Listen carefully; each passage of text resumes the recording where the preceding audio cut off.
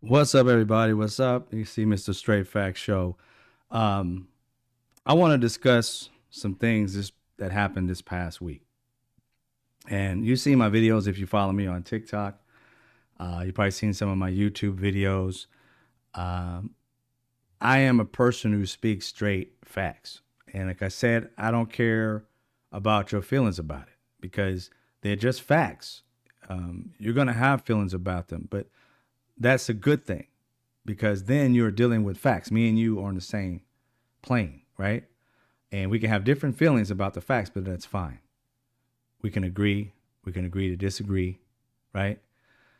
But when you're basing everything, and I ain't just saying you specifically, I'm just saying people who don't deal with facts are dealing with them as a feeling basis with lies or what they consider alternative facts or their feelings about a fact, then we're not arbiters of the truth. We're not both trying to get at the same thing. You're trying to appease your feelings, and I'm trying to deal with facts. Those two should not be like one or the other. It should be we both got the facts and we got our feelings about the facts. The facts shouldn't shift based upon your feelings so that you can turn what you feel to be bad into something that it isn't so that you can accept it and then tell everybody else that your newfound truth is, the truth, but it's not really. It's just what you can accept, what you can deal with. And that is something you need to see your therapist about. Nobody else should be trying to figure out how to get to your level of delusion. That's just insane. Okay. So we're going to start off just talking a little bit about, American history from a Black brilliant perspective. We're going to talk about Frederick Douglass and Abraham Lincoln, and we're going to talk about it in just generalities. I'm not going to go in too much detail, but how we came about having freedom for Black people in this country in a summary type of way. It's going to make sense for all the other stuff that we're going to talk about. Okay, let's go with Abraham Lincoln. Now, many people love Abraham Lincoln. Obama loved Abraham Lincoln. I never understood that love for that man. I don't get it. But again, to each his own. This man, people say, could have been an Aborigine, could have been, part Black and all that. I don't care about that. Because if you have this part Blackness in you, that does not negate the fact that you thought that Black people were not equal to you. And I don't care what you started thinking about later in your life and possibly this or that. That to me don't matter. You spent the majority of your life saying that Black people, and I never heard him recant, that we aren't smart enough and never will be smarter than the white man. That's something that Abraham Lincoln said. I'm not forgiving him for that. Just like people are like, I'm a Reagan Republican. Reagan called Black people monkeys. I am not coming no third or fifth or 16th hundredth of a way to accept that piece of shit person.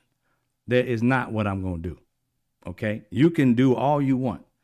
But if anybody coming at me and my people in an awkward way, I don't care if you did one good thing in your life. Fuck you. That's the way I feel about it. Okay?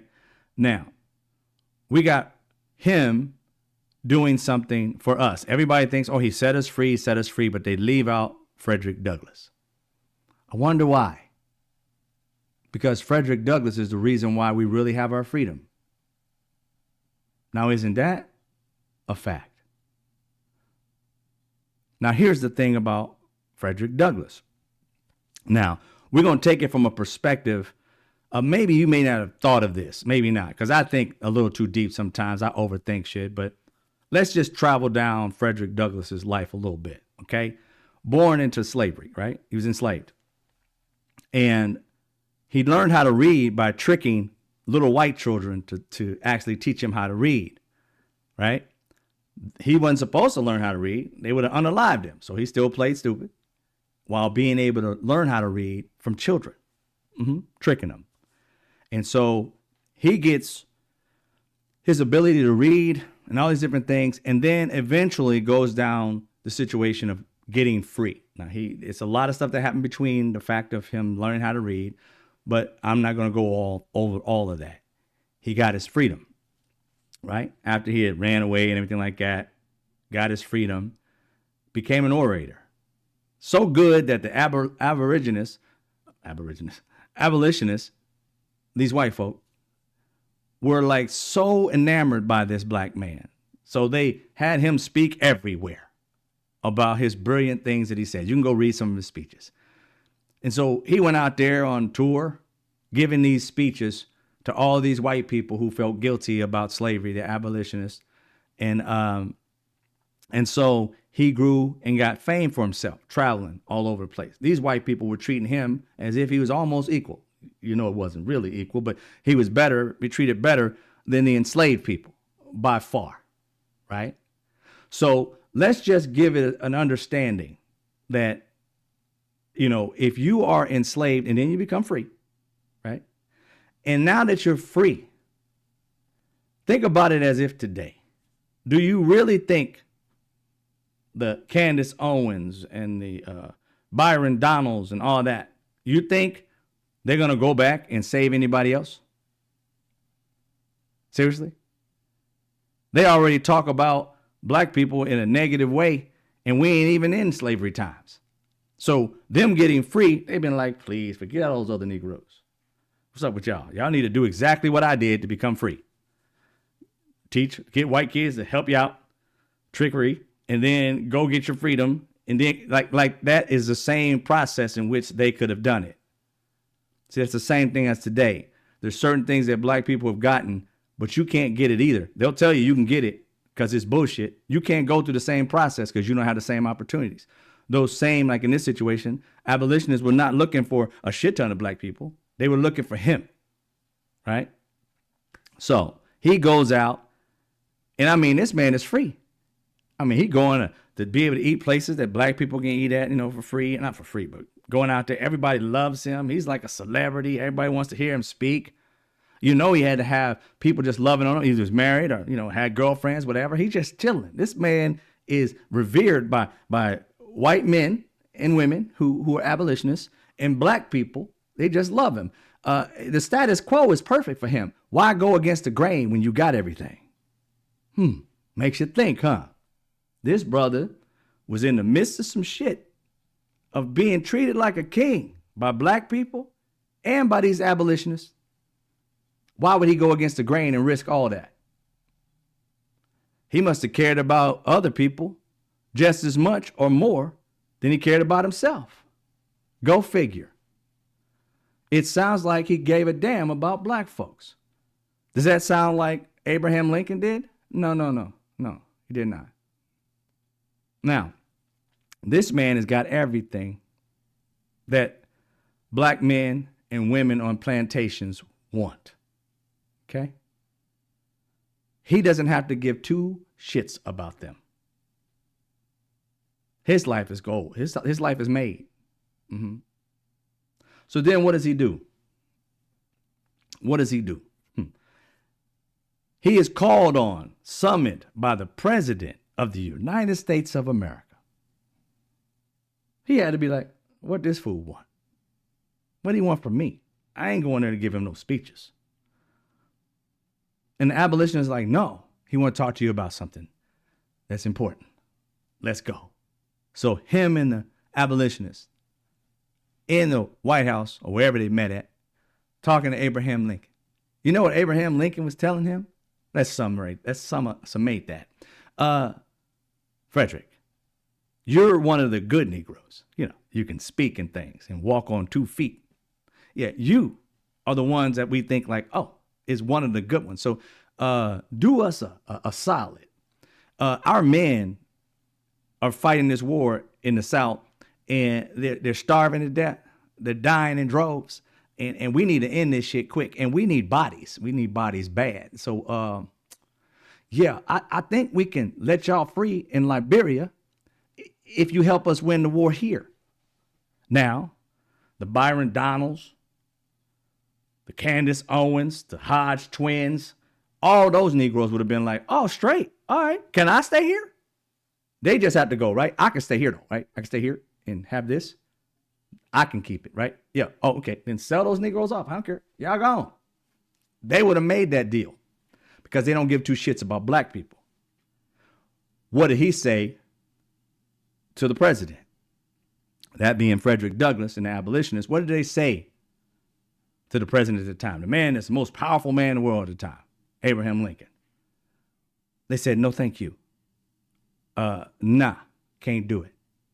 We didn't fight and die, get raped, beaten, bred, quartered, our kids, women, stuff cut out of their stomach and thrown to alligator. We didn't go through all that shit so that we can go thrown to another country and become immigrants and start the fuck back over.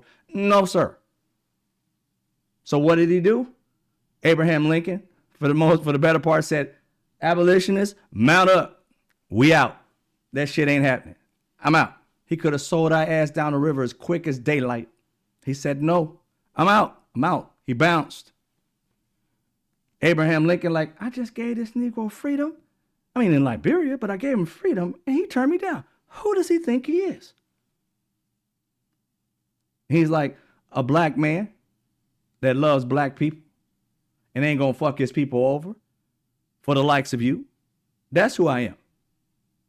And he walked his proud black ass up out of there and did what? Let them continue unaliving each other and starving to death and shit. And then what? He negotiated like a boss. Abraham Lincoln, they continued to lose lives and starving and famine and all this stuff like that. The South was so much stronger in many ways because they had more money, free labor for a longer time than the city in the North, which were paying people, black people, going through that industrial age. So yeah, So what happened? Abraham Lincoln said, let's meet up again. Got a new proposition for you. They go back, abolitionists, Frederick Douglass, sit down and negotiate. What came out of it? You guys can be free in America. Just help us win this war. And they got the deal that they wanted. He knew that as a free man, he knew there was places in states and cities that he could not frequent. He knew that he was free, but really not fully free. But he wasn't working on no plantation. He knew that black people and himself were still going to have this quote unquote genocide in this country, North or South. But one was offering him and his people freedom, while the other one was offering them enslavement. One was offering him, they're going to end up still like, hanging y'all, putting y'all on a noose and cutting you up. But at least you got a chance over here. We can get paid and be able to try and defeat it somehow. And you might be able to have some of these laws to work for you once you become an actual citizen, become a person, at the 13th Amendment, the 14th and the 15th. Those types of things are options for you, possibly. We can work on those things. The other one was like, fuck that. You ain't going to never be able to vote again. I mean, not again, but you're not going to be able to vote. You're not going to be doing all these things. You ain't going to be able to do none of this shit. You're going to be enslaved forever, ever. Like forever, ever? Yeah, forever, ever. Okay. And we're going to unalive you and do the things we was doing. So we had to look at it and say, okay, what the hell is he going to do then? Is Frederick Douglass going to say, hey, let's stay enslaved? Because, they're going to still end up doing this stuff to us. Raping us and try to breed us and harm us in some way, shape, or form. They're going to put us back in slavery some way, shape, or form. Might as well just stay enslaved. Or he says, let's go for the option over here where they're still going to do some of these egregious things to us, but we have an opening to change things. Nothing, opening. Both of them offering rape, murder, pillage, all that shit, genocide. They all offering that. But this one over here says we got hope, that we got opportunities to some degree, that we're free and going through those same things. This one right here says you stay enslaved and going through those same things. I'm my own man. I'm owned. We had to figure it out. Well, him and his abolitionists figured it out. And they got the best deal that they could get at those times. So what happened? Frederick Douglass goes back and talks to the black people in speeches and so forth. Black men, we can mount up. get weapons, go out there and fight. And if we win, now if we lose, we still enslaved. But if we win, we got freedom. Those black people got guns and went out there just unaliving like crazy. People want to say, oh, you know, the white men were fighting for, shut the fuck up. Those white men were out there killing each other and fighting and dying and shit. Do you really think about it from an enslaved person that worked on the plantation? Think about it from their perspective. You know what I'm saying? Nobody really thinks about the enslaved person during the Civil War. Think about it. You on the property just waiting, looking at, oh, Master Johnson's son just went off to war. Oh, okay. Oh, they just brought the flag back for Master Johnson. Oh, wow. One less slave owner. So who's going to own us next? Oh, what? Master had to go fight too because they don't have enough young people? So Master go. Oh, shit. Master gone. Well, damn, they brought Master back pretty quick. Hell, that's 2 of them dead. Hey, can the wife go? Because after that, we free. We just let them kill each other. Shit, who going to come after us? And they all dead. Exactly. We had no reason. These people were dying left and right already. So it's like, yeah, keep going. Keep going, war. What do we have in the war? Nothing. But when Frederick Douglass comes back and says, hey, y'all, we can be free before they end up killing each other. We can do something. What? Get into this war? For who? For the North, so that we can be free. They always knew, these enslaved people, that North meant freedom. They're like, really? The North wants us? Oh, shit. Mount up. They were ready to go get their slave owners. Massa. They get to go and unalive on them? Shit. How many weapons can I hold at once? That's what they heard from Frederick Douglass. And they came in droves. And guess what? We won that Civil War. Wasn't just white men. They didn't win it until we got in it.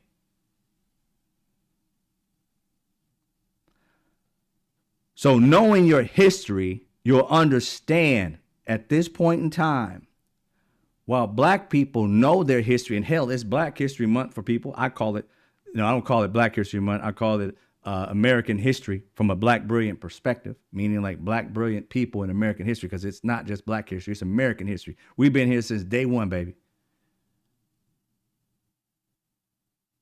So that's what we did. Our brothers, our black people, we've been negotiating ever since. That same thing that Frederick Douglass did, I'm sorry I'm talking so loud, Martin Luther King did, Medgar Evers did, Malcolm X did.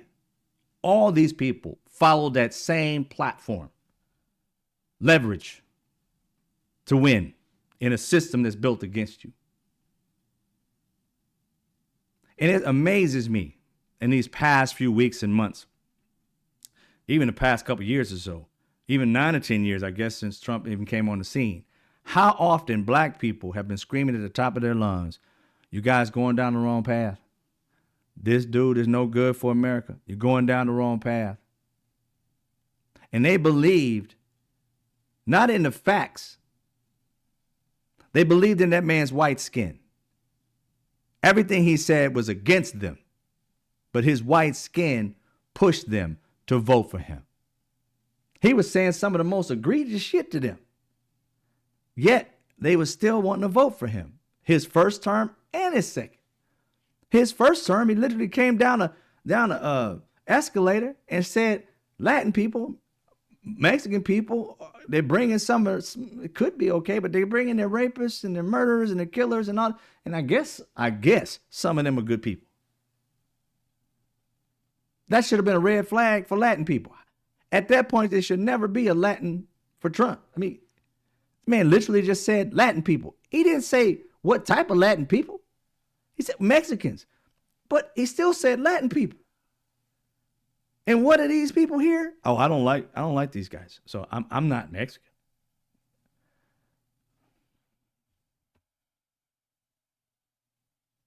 Sir dipshit. Do you think these white men can tell you from him? You're speaking Spanish. I don't care how fast you may speak it or what your dialect of Spanish may be. You're Spanish, bro. Him talking about Mexicans, he's talking about all y'all. He can't tell the difference. You think that man can find out where you live on a map? Do you think he gives a damn about that you have a grief with somebody who's from the same Latin country as you because they're darker skinned, lighter skinned, live in a rich area, poor? You think he cares about that? That's how stupid y'all sound. See, black people don't been through this. We done told people, you just gotta look. Them being against black people and them trying to push black people and African people who come directly from Africa here as immigrants, trying to divide them. If you've been on these other platforms like TikTok, I don't know about YouTube so much, you'll see that there were so many African people that were on earlier on, the first couple of years of TikTok that have been in my timeline, who were literally saying, we're black. They had some who was against it. They were like, they can't tell the difference between us. Why the hell are y'all tripping? Some of them was against it. And it's like, thank you. You can't tell the difference when you pull them over. You know how many people who were unalived in New York that were from Africa but just black? They don't care. We done told you guys this, but you don't learn from the past. And you don't learn from those who's been through it so much. I mean, the oppressor has always been white men. White women too, but racist white men and women. The oppressor. And you're willing to listen to the oppressor and not the ones who've been mostly oppressed against. We're giving you the rules to this sport. And you're trying to reinvent it with some other type of game plan. And I'm like, bro, that shit ain't gonna work. We tried that shit in 72? I mean, why are you trying an 1872 play that don't play it out already? They got every rule opposite of this game that you're trying. You got to try something new. You can't be going, you don't know that what you're doing is old shit. That shit's been done 100, 200, 300 years ago. It didn't work then. It sure as fuck ain't working now. The things that have worked, you got to add to them. We didn't come this far by being stupid. Black people aren't poor at negotiating. We are good at this shit. We about this negotiating game. And you're going to sit here and try and negotiate your way. And it's strange how black people told you. And you sit around looking at us like, they don't know what they're talking about.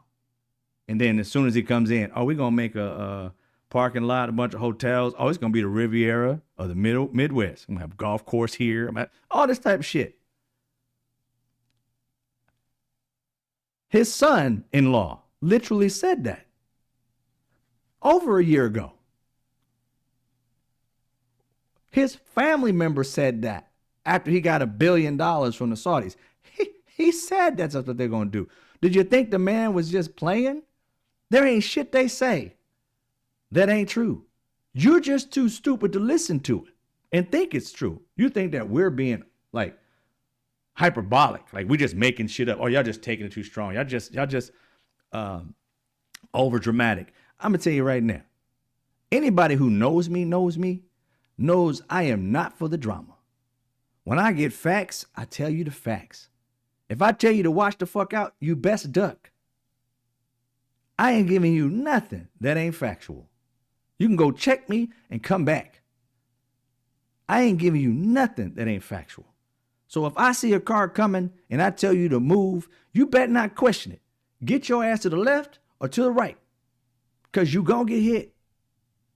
That's simple shit. What do I got to gain by trying to save your life? Absolutely nothing.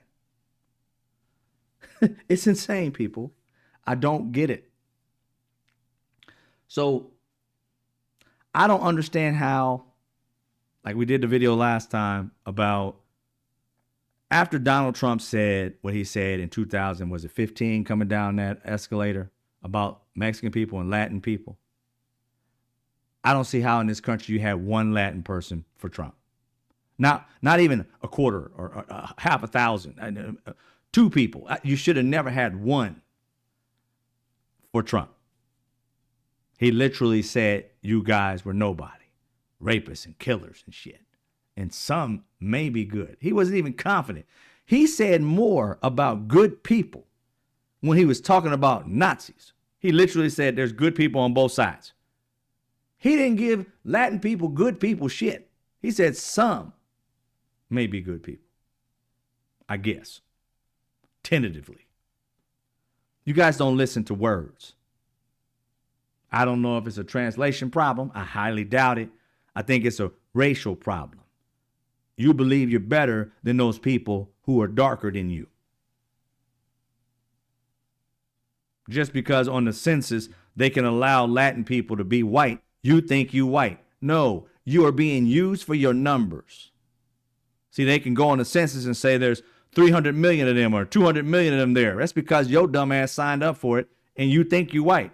But that's because they getting the dollars and they're going to go to white people, not to your ass. Play the system, learn the game, catch up. Black people been saying forever, people of color, we need to unite. Y'all been saying forever, fuck y'all. We hanging with the white dude.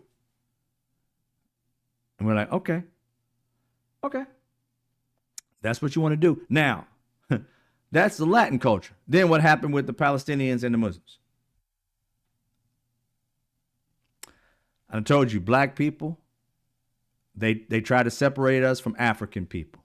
In Africa, and I grew up in the 70s. I'm 54. In Africa, and I talked to many African people. Let's start with America first. In America, what did they have in cartoons back in the day if you're my age? What did we think of African people, black people? I ain't got to ask no other culture. Black people. What did we think of African people growing up? Because on TV, what did they do? Whenever they represented black African people, those people were dressed up in loincloths and bones in their nose and what? Made to seem stupid, making noises. Ooga, ooga, ooga, ooga. That was what they did, right? So not only did racist ass white people, Latin people in the 70s, regular ass white people in the 70s and the 80s, black people in the 70s, 80s and 60s and something like that, everybody thought of Africans like that. Okay? And so that was what they perpetuated. And that's what we looked at. We laughed at that shit, not even knowing it was even racist, many people. Us young people had no idea. We was laughing at those black and white Mickey Mouse cartoons and shit. The Steamboat Willies. We was laughing at that shit. It was racist as fuck. Right? So even some of us look back and, oh man, I remember those cartoons. I loved them. That's because you didn't know any better. That's what happened when they tried to divide black people. So they made them look like they were savages. Right? And then black people. You don't have any African friends that are about in their 50s or so. Talk to one if you can. And ask them, because I've done it at different functions that I've been in, that I spoke to actual African people still living in Africa, and they came over here for some tech stuff that I was into. And I literally went out to dinner with them. I said, look, I don't want to be disrespectful to y'all. Y'all kind people. I literally want to know, how did you guys perceive black people in Africa? How did they promote us to y'all? And we got into this conversation because I was going to tell them what they promoted for us, for them.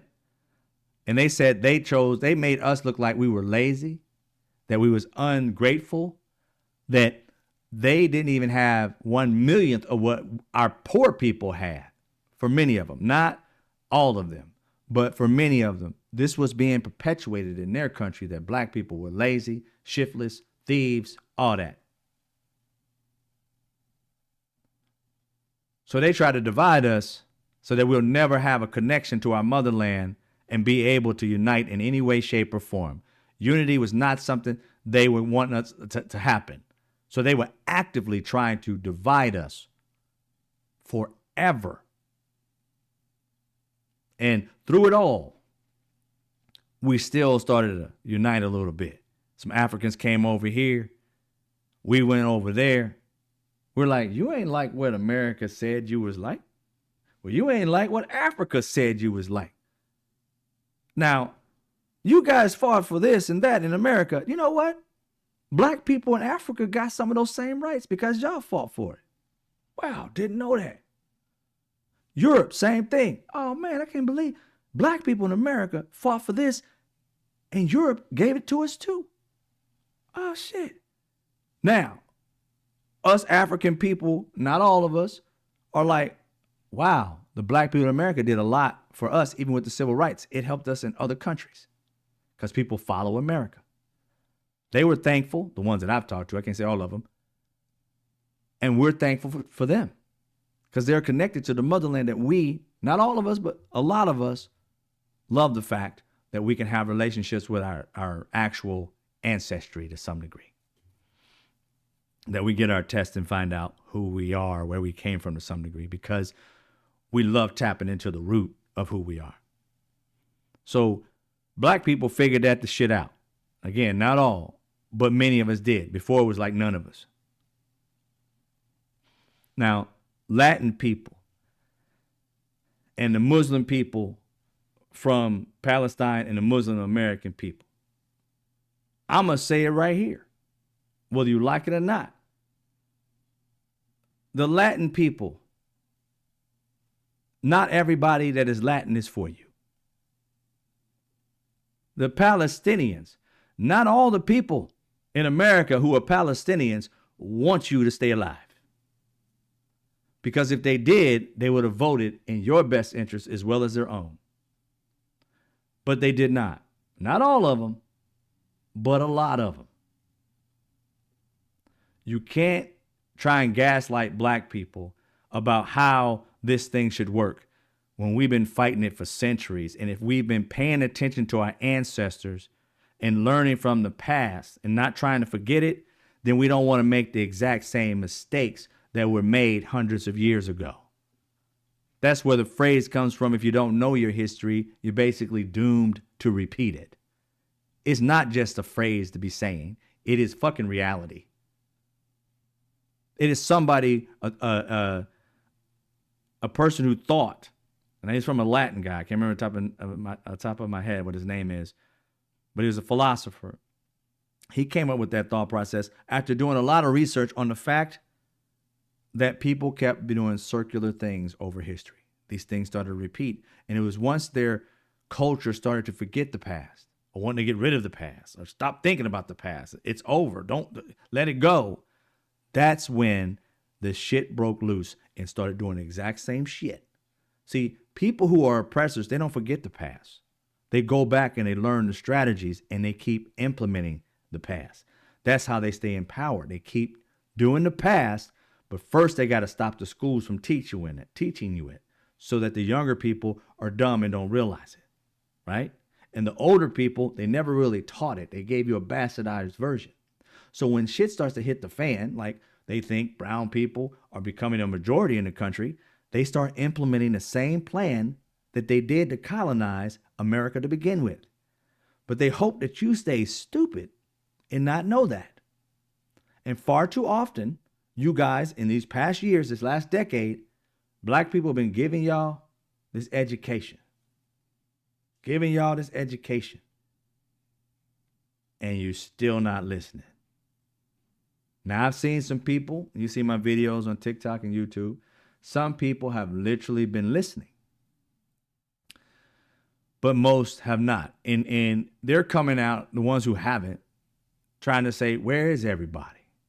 And I'm not going to lie. I've been scrolling through on TikTok and YouTube, but mostly on TikTok because it's so easy to go from one person to another instead of watching like a 10-minute video.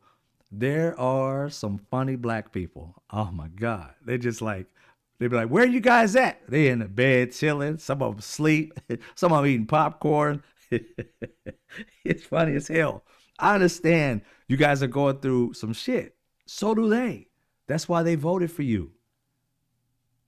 They voted for your best interest. And not only did they spend their time and their money and their resources to try and fight for you, but they saw the game plan. Donald Trump put out Project 2025. Black people, not all, but us black people who are content creators and leaders to some degree in our community, that are always spreading the good news, the facts, whether it's, it's good news. The news sometimes is bad, but the facts are the facts. We do homework, research this shit to bring it to you so that you're prepared. Many people don't do that. And therefore you go with what your friends say and your cousins say and your girlfriend say and your boyfriend say, your doctor said, your dentist said. And you're like, did you check any of the shit that they said? Nope. I mean, I trust them pulling my teeth. I'm pretty sure he gave me the right information. That's not how you do this. This is not how that works. You don't have to do much research. Somebody tell you something that sounds kind of good to you or maybe sounds kind of bad. Go look it up to make sure if it's good or bad for you. You owe it to yourself to know the truth so you know how to move, so you don't look like a fool. Too many of y'all are happy to be fools because your friend's a fool. Oh, we both fools, so we equally dumb. How about you step up and become the smart one in the group and literally do a little homework and be like, oh, shit, that was wrong. Okay. Now you can move and educate your friend. Dude, that was misinformation you got. How? Receipt, receipt, receipt. Legitimate source, legitimate source, legitimate source. None of this, I believe I'm right.org or I'm Republican for life.org. None of that shit. Or Democrat for life.org. No, none of that. Literal, actual organizations that have been around 50, 60 years that have been trusted, tried, and true. Do that. It's just insane how you guys will start trusting idiots to be intelligent. That's why we got Donald Trump. You know Donald Trump's stupid. All y'all know that. Ain't a person on this planet knows Donald Trump is smart. Not even his own mom, his sisters, his brother, right? His sons. They know this man is as dumb as a brick. Why do I say that? How many of y'all were straight A students in school that are smart? Right? And if somebody challenged you and said, man, you stupid. No, I'm not. I'm smart. Really? Can you prove it? We went a couple years, was it, that Obama wasn't a citizen, should have never been president. You guys went down that rabbit hole trying to find out if he's a president. Let's just produce your birth certificate. Produce your birth certificate. So much that you guys ran this thing down the road so many times. This racist thing, prove yourself, show me your papers type of slave shit. He capitulated and showed it to you. Now he proved Donald Trump to be wrong. The rest of y'all wrong. And what did Donald Trump do? It took him months, if not a year or so, to come and basically say, okay, he's a citizen and move on. Even though he knew he was a citizen from day one. So Donald Trump, where's the proof that you're intelligent other than your dead uncle that was working for MIT? This man thinks that your uncle somehow passed genes over to you. That's dumb in itself. That's some child logic. My uncle gave me these genes. Really? So is your uncle your daddy? Because your dad wasn't smart as him. Your mom wasn't smart as him. You just going to take from your uncle. Going to rob him of his intellect, the hard work he did to become a smart person. And you're going to sit there and steal his intelligence and say it's yours. The hell is that? And that's a legitimate thing this man said on stages all throughout the United States. And these dumbasses in the audience was like, oh, okay, I believe that. Genes? I believe in genes.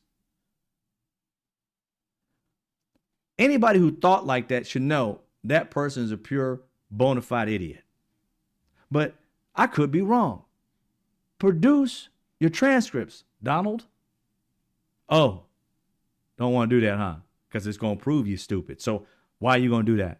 Why are you going to sue people if they show them your transcripts? If you're a straight A student, don't you want the world to know? You know this man wants to be bragged about. Pull out them A's. He ain't going to do nothing but be excited about the fact that y'all know he's smart. Told you I was a genius. Told you I got proof. No, he wants you to believe him. No proof needed. Because the proof shows he's an idiot. But that's okay. You guys want to have an idiot as a president? You got him. And you want to keep promoting this idiot to be the president? You got him. So I don't understand how we had Palestinians for Trump. When all Trump said on his campaign about Palestinians is that we're going to put property over there. He didn't say it directly. His son-in-law said it.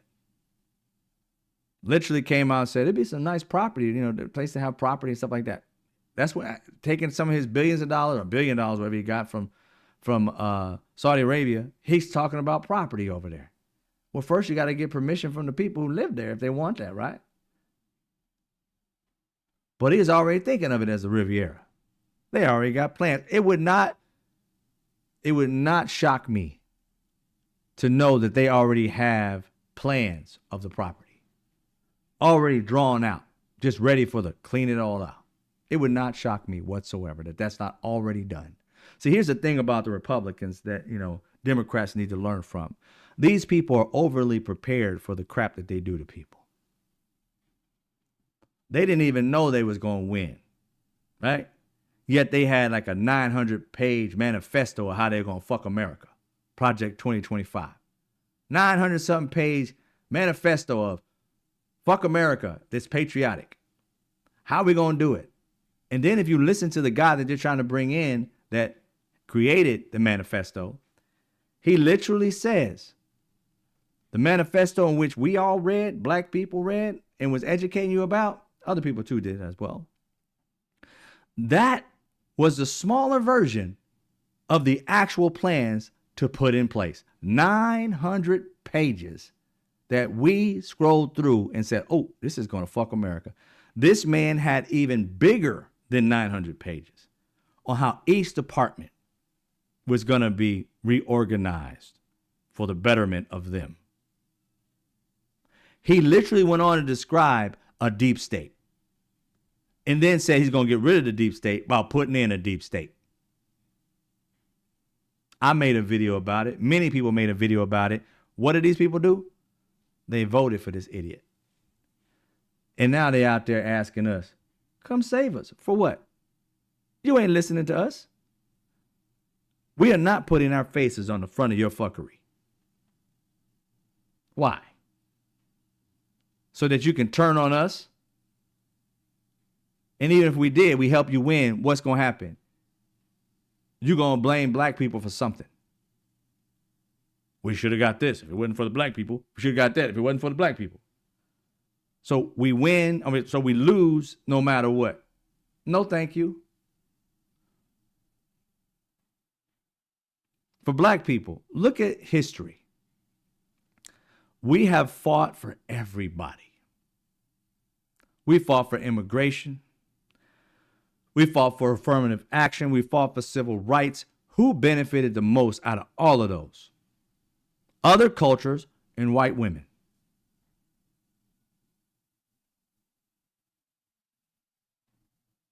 And when the shit hits the fan for us, where they at? In history, where they at? When we fought for civil rights, black people should have got the majority of those civil rights because we're the ones who fought for it. But no, white women did and other cultures did. So much so that there were Asian people that literally wanted to get rid of affirmative action. The things that we fought and died for that benefited them, they wanted to act like it just benefited black folks. Why? It kills me. That whole argument about those schools and shit like that, they got a certain sector of Asian people that literally thought that black people weren't as smart as them and that they should not be in the same colleges as them because they are more smarter than these black people. Not knowing these black people's grades, not knowing how smart they really are, because you can't have that information unless those people give you that information. And no black person gave them the information, nor that white lawyer. They didn't have access to these black people's scores or nothing. They made this generality that was a lie that these certain groups of Asian people bought into and went to court based upon a feeling, not facts. And The thing that kills me, you're so much smarter than black people, then why the fuck didn't you know that you were benefiting from affirmative action? Why didn't you know that? I thought you were the smarter one. Why didn't you know that black people fought so that you could even get into these colleges? Without our fight, you wouldn't be in there just like we aren't, bro. When we were fighting, Asian people weren't getting into these schools as well. It was all white. Hello? If you're so much smarter than us, why didn't you know that? So what happened to them? They won their case. Affirmative action toward colleges was gone. And guess what? Black people, their numbers stayed the same. Asian people, their numbers fell getting into these same colleges. Why did it fail? Or fall? Because they were after you as much as they were after us. How didn't you know this when we told you this? So in the past, like, I don't know, decade, every culture that we don't sit there and try to educate about our journey against racist white people in this country and what to trust and what not to trust, every time a certain sector of your group and different groups outside of black keeps fucking everybody. They thought they was helping Asian people. And the thing that gets me, at this point in time, Asian people were already at 20-some% getting into these colleges. Black people were at like 15%. They were so greedy that they wanted to get more than like 22, 24%. And they wanted black people to go from like 15 down to whatever. They didn't go after legacy kids whom got in there as dumbasses like Trump. They didn't say nothing about legacy kids. Didn't touch these white kids. Not all white, but mostly white kids. Just wealthy people. They didn't touch them at all. They went after black people who got in there less than they did. And who fought for y'all to get into these colleges? Black folk. So black folk fought for your freedom to get into these colleges just like them with affirmative action. Through affirmative action, Asian numbers skyrocketed, black numbers skyrocketed, but still lower than Asian people. Racist white man / Jewish comes to you and says, hey, we tried this with a white girl, didn't work because she's white and she's privileged, so the courts wouldn't do it. How about we go with another minority and pit y'all against each other and allow, the situation to be that they go down to like 8% and you go up from 20-something to 30%. How about that? How does that work for you? You mean for black people? We'll get higher than black people? Really? We already higher than black people, dipshit. I mean, even higher than that? Yeah, okay. I'm down.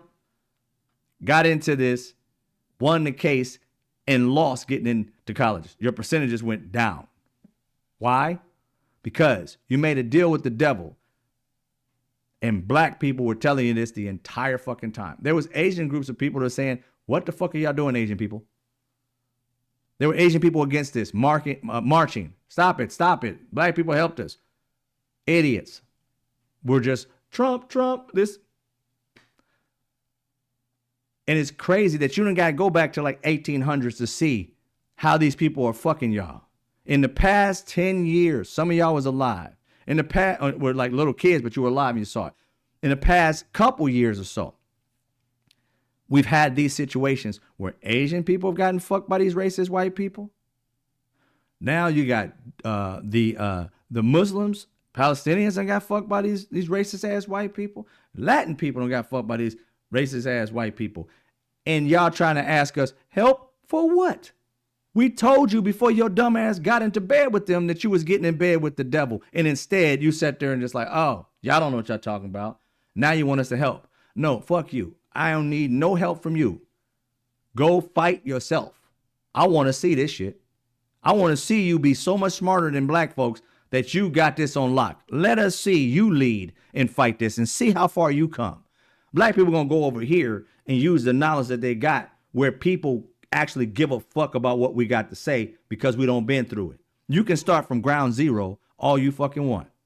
We going to watch y'all do y'all thing. But being there, marching with you, yo, we did that already. You turned your back on us. Not all of y'all. And here's the thing. I'm sorry about those Latin and Muslims and Palestinians that did vote for their best interests and got outnumbered by people who were in their culture that didn't. That's an internal fight y'all got to fix. Like when I told you the African and the black people, right? And even light skinned and dark skinned black people, we had to figure some shit out. It took a while to do. We still got a little of it in our culture, but we had to work on that. And when we worked on that, then we started working together to some degree. And now you can see 80% of the black men voted. They weren't all light and dark skinned. It was people from Africa too, American, black people voted. Black men, 80%, should have been higher, but still, they say anywhere between 77 to 83 or 86 or whatever. I'm just going to knock that off at 80. Black women, 92%. They were black women who were from Africa that are Americans that vote. They were there too. 92% of black women in the voting group decided we got to vote for our best interest and everybody else's. And what'd you do? You went the opposite fucking direction. And now you want them to come back? Ask yourself this question. Why should they? And please don't give us the situation that we're all in the same boat. We need to help each other. Because that's what black people said. So why are you repeating? This isn't parrot school. We're not dealing with parrots. We already said that. Tell us why else should we come back? If we told you what you're trying to tell us now, why react to you when you didn't react to us? It's like we had the answers to the test and you flunked because you didn't want to listen. And now you want to come back and tell us, here's the answer. I'm like, dipshit, I already got my A. I knew that. You're the one that's in the F class trying to come up to the A class and tell the A class what it should be doing now. How that sound? Sounds remedial. You an F student trying to tell an A student what to do. The hell out of here with that shit.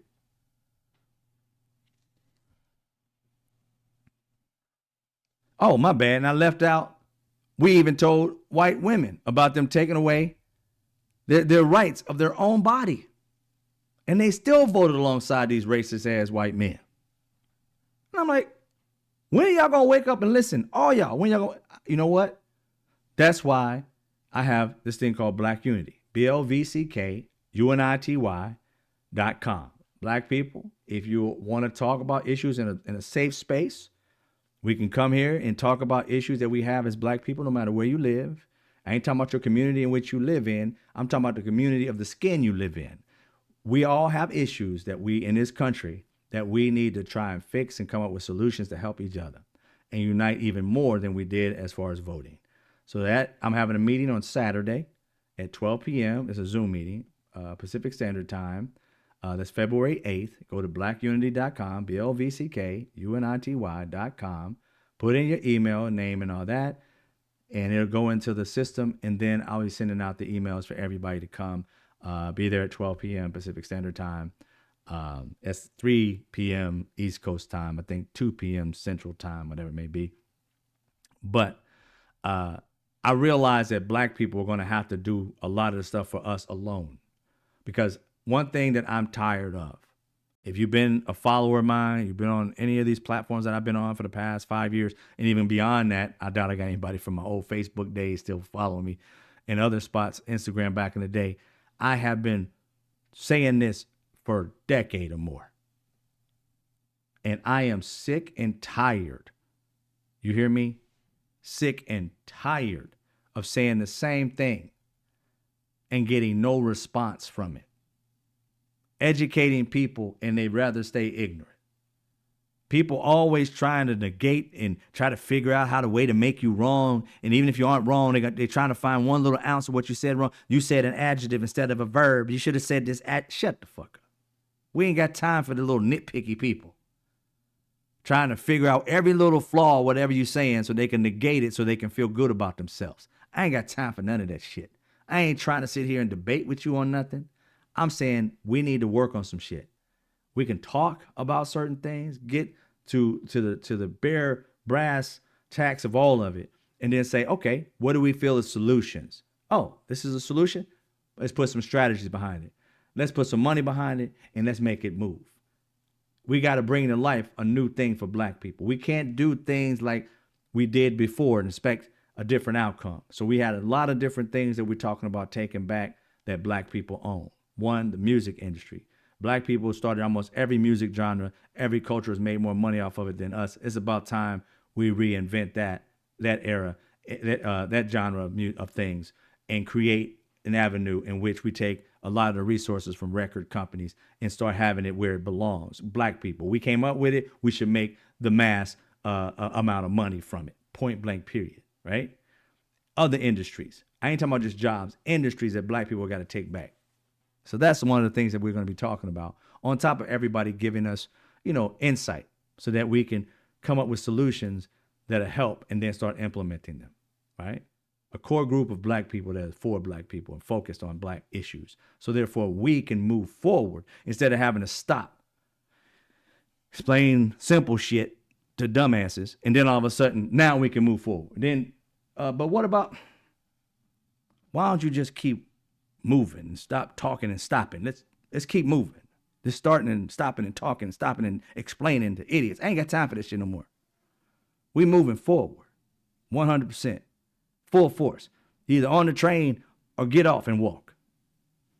Because I'm tired of educating people that always just want to negate common fucking sense and facts. Go do your homework, then come to me and we can work off the facts. But all this, but what if, I already thought about that. Let's move on. We already know the facts about that. Let's move on.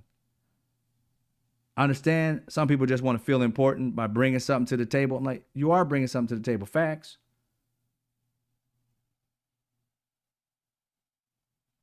But don't ask us to stop down to infuse bullshit.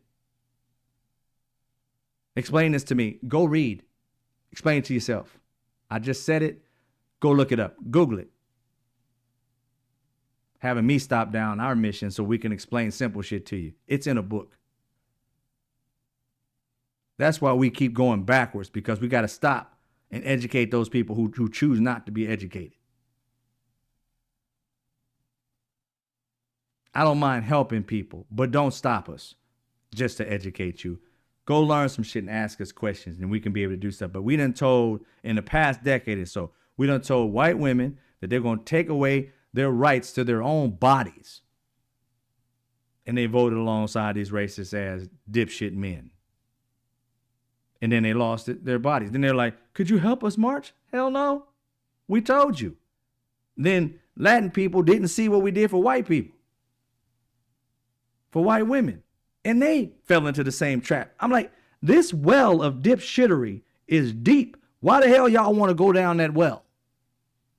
We keep telling you there's a well of dumbassery. And you guys keep on like, ain't no well, woo, fall right into that bitch. I'm like, what? There's a hole here of dipshittery. Don't do it. Nope. You guys continue to fall down that hole and ask us, can you throw me a rope? Motherfucker, I gave you a note before you went down there.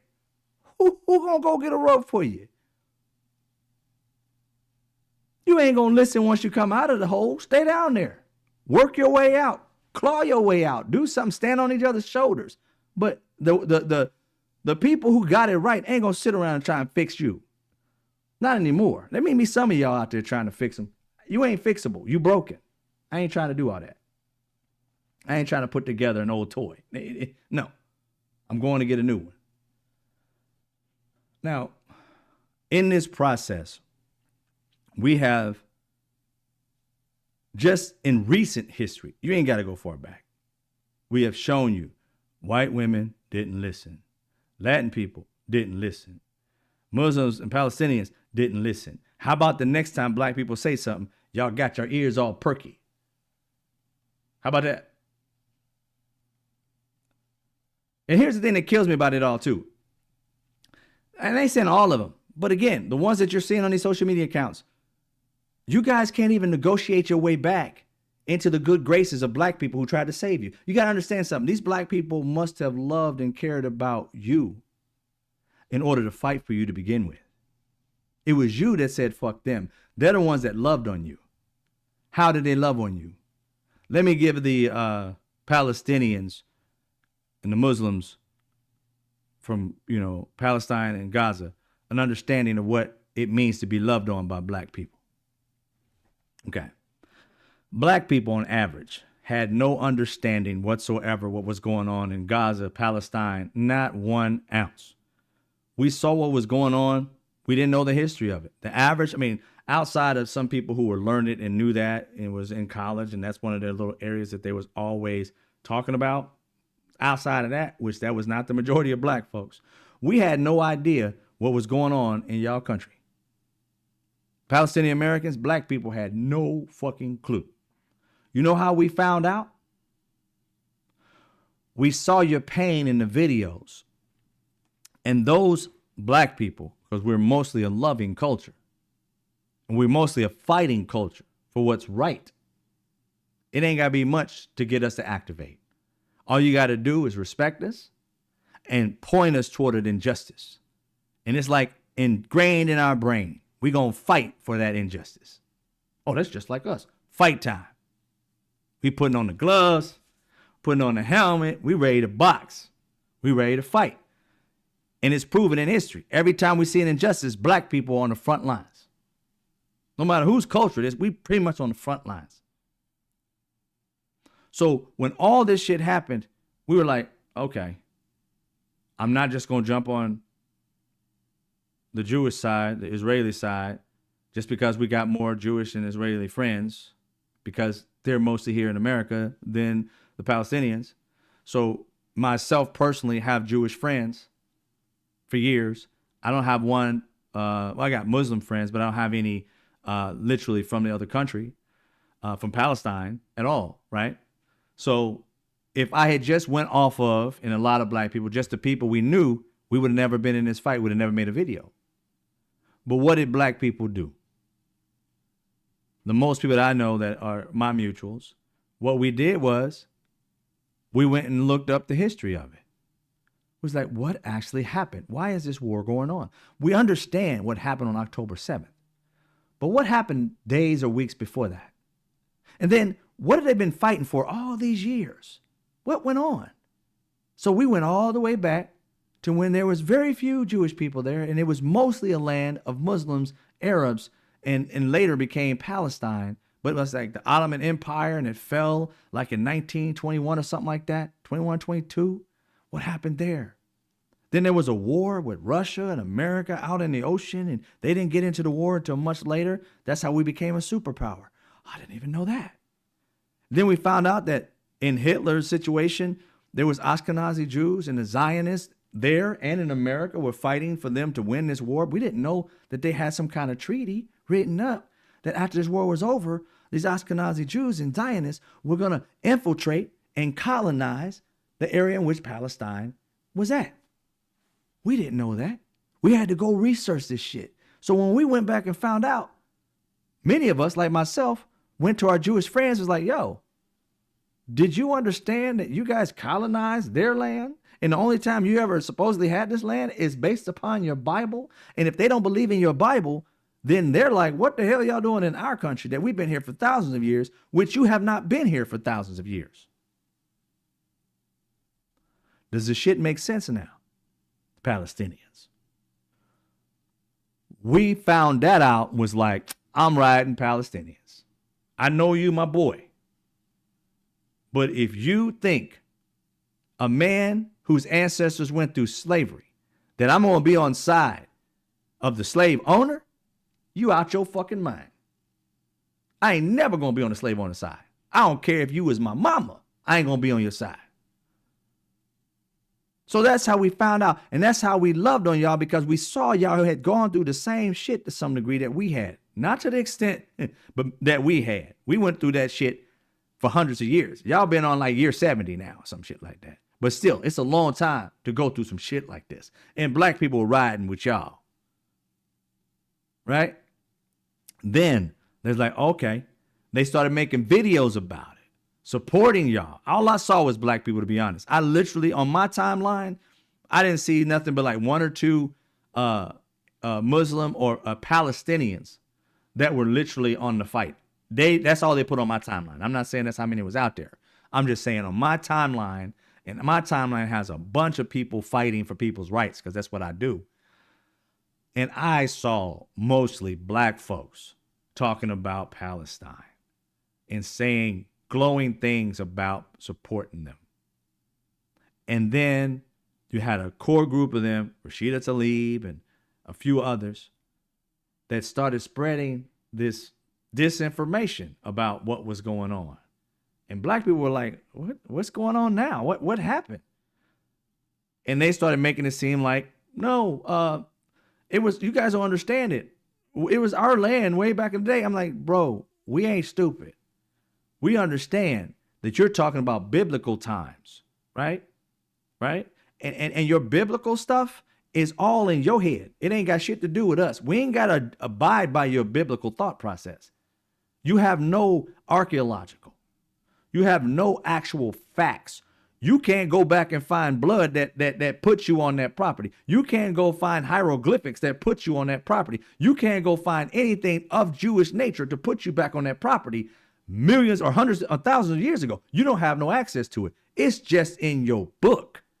So you're telling me if I write a book right now and say that I own the world 3,000 years ago and everything belongs to me, MrStraightFacts.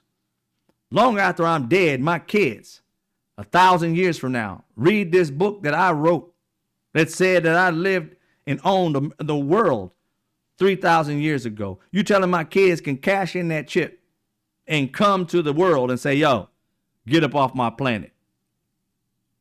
What you mean? Here's a book that says MrStraightFacts owned the planet and I'm a descendant of MrStraightFacts. Get up off my planet. That is what you guys are saying. Does that shit make sense? It does not. I'm living here. You ain't getting me off my property. What the hell are you talking about? And that's exactly what they did. Now, black people saw that and was fighting for you. Thank you, Monica, for the $5. I appreciate the gift. That's what they did. Know the truth. It may hurt. Pull the Band-Aid off. It's going to bleed a little bit. But it will have a scab and it will heal eventually. But you keep on trying to cut the wound and keep on cutting and bleeding out for some reason. No, we're trying to heal the problem, not keep the problem going. That's a part of the two-state thing that Kamala was talking about, that Trump never spoke of. We fought for y'all. That's love. That we took the time to learn your history and we got on the side that we believe is the right side of history. And not only did we do that, we spent time, money. Do you guys understand? Being a content creator and searching for facts and stuff like that, that shit don't make a lot of money. I sleep like 4 hours a night searching for these facts because I'm like, I can't stand people lying on people, trying to help people. You feel me? I've been live for what, 1 hour and 8 minutes. How much money I made by doing this? Barely anything. I'm out here fighting for people for nothing, and you think that I don't care about you. That's the craziest shit on the planet. I could be out chilling, enjoying my life, not giving a fuck about those who are treated less than me or just as bad as me. I'm coming up with plans and solutions. Why? Because I love my people, just like Frederick Douglass loved his people, just like others that have been out there. Harriet Tubman loved her people. Right? That's what we need. People who give a damn about their people. Even when there ain't a lot of money in it. Even when it's a struggle that people look at me differently. I could be out here anonymous having a good time. And I pretty much am. Don't get me wrong. I ain't famous or nothing. But I can be out here not doing, nothing for nobody. But I put my safety at risk. Just like these other sisters out there. And I always bring them up because these are my mutuals that I care about. You got Politics by Tabitha, Political Sis, Coach D, and others out here putting in that work so that we are educated as people. And then as far as black people, so that we're always knowledgeable because we're willing to take information from our brothers and sisters. Not everybody really is. And there are many who do, don't get me wrong. But we're out there trying to educate. One thing that you should understand about life in general, the history has proven it. Anytime you help black people rise, everybody else rises with it. Right? When you did civil rights, affirmative action, immigration, what happened? White women started getting jobs, right? Handicapped people, what do you say, handicap? Do you say handicap now? I don't want to say the wrong term, but you know what I'm saying. But the people who are in wheelchairs and stuff like that, those people, they got ramps.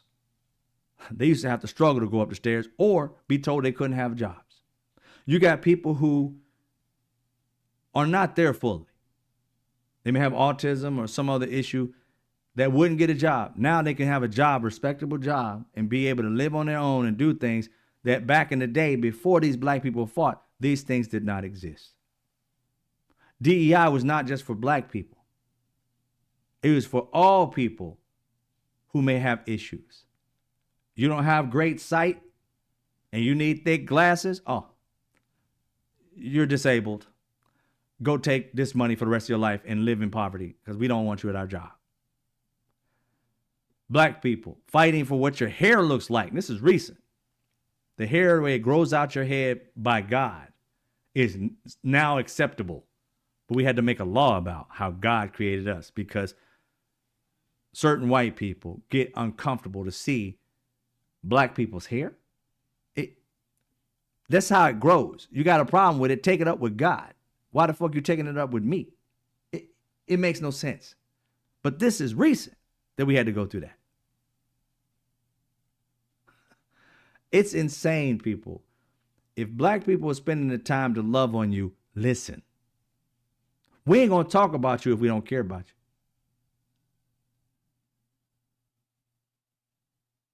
We ain't out here trying to defend the indefensible. Racist white men, we ain't got shit to say about y'all but negative. Ain't nothing positive about you in our sight. Not a damn thing. And that's the way y'all should treat it. But y'all trying to give them second and third and 4,000 chances in hopes that somehow they're going to wake up. Nope, ain't no waking up.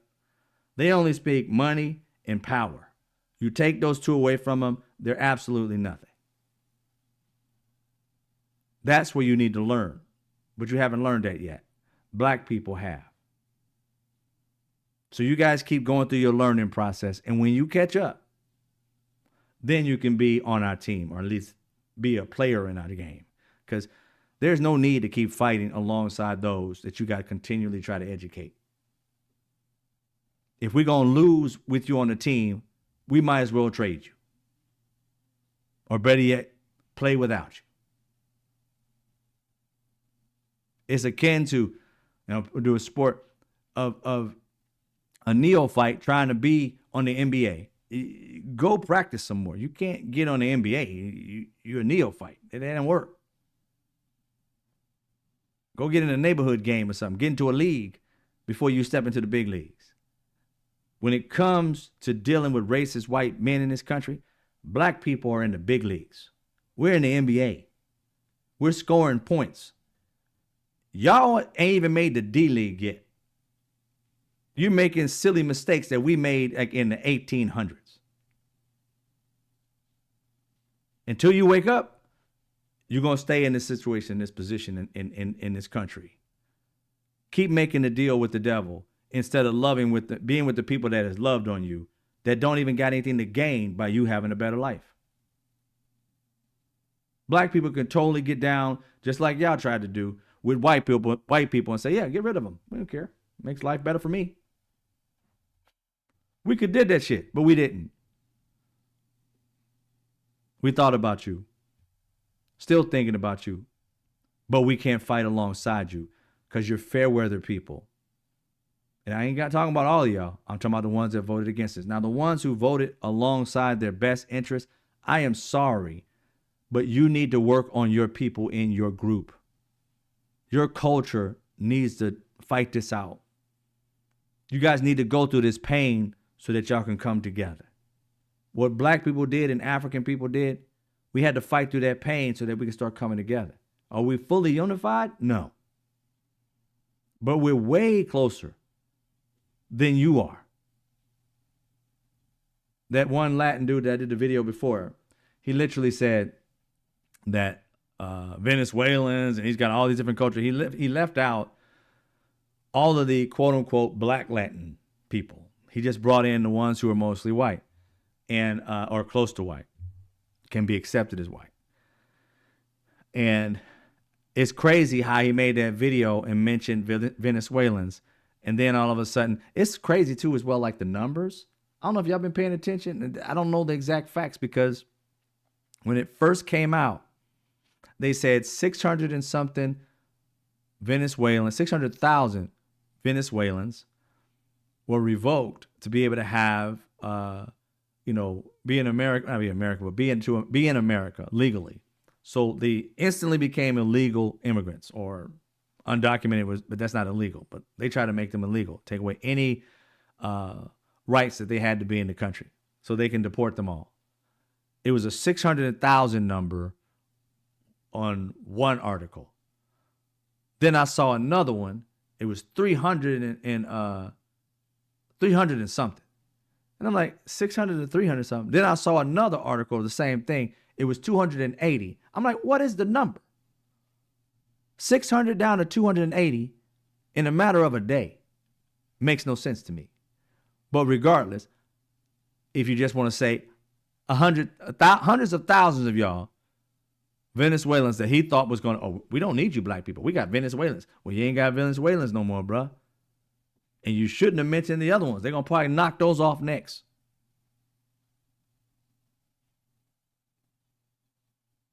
This is what happens when people start to act as though we don't know what the fuck we're talking about. And black people are getting tired of trying to trust you guys in this process. We keep telling y'all keep on telling us we don't know what we're talking about. Then when it happens to you, you keep asking us to help you. Why am I marching for you when I helped you prior to? Make it make sense. You guys need to go through this pain and get your Latin people. Go to them. Here's another thing I haven't seen, and maybe it's not on my timeline. Maybe y'all seen it. Why aren't Latin people who voted for their best interests going in on those Latin people who did not? Why aren't we seeing videos of a woman cussing out her husband for this? You see what happened? Whatever the name, Juan is about to be whatever, or whatever the name is. I don't want to be stereotypical, but it's like bringing up a name. This person, Latin name, is being deported because of your dumb ass. Why ain't you recording that? Why that video ain't out? Y'all asking black people and other people to come to your aid. Why didn't you come to our march? How about you cuss out your cousin who voted for Donald Trump? How about that?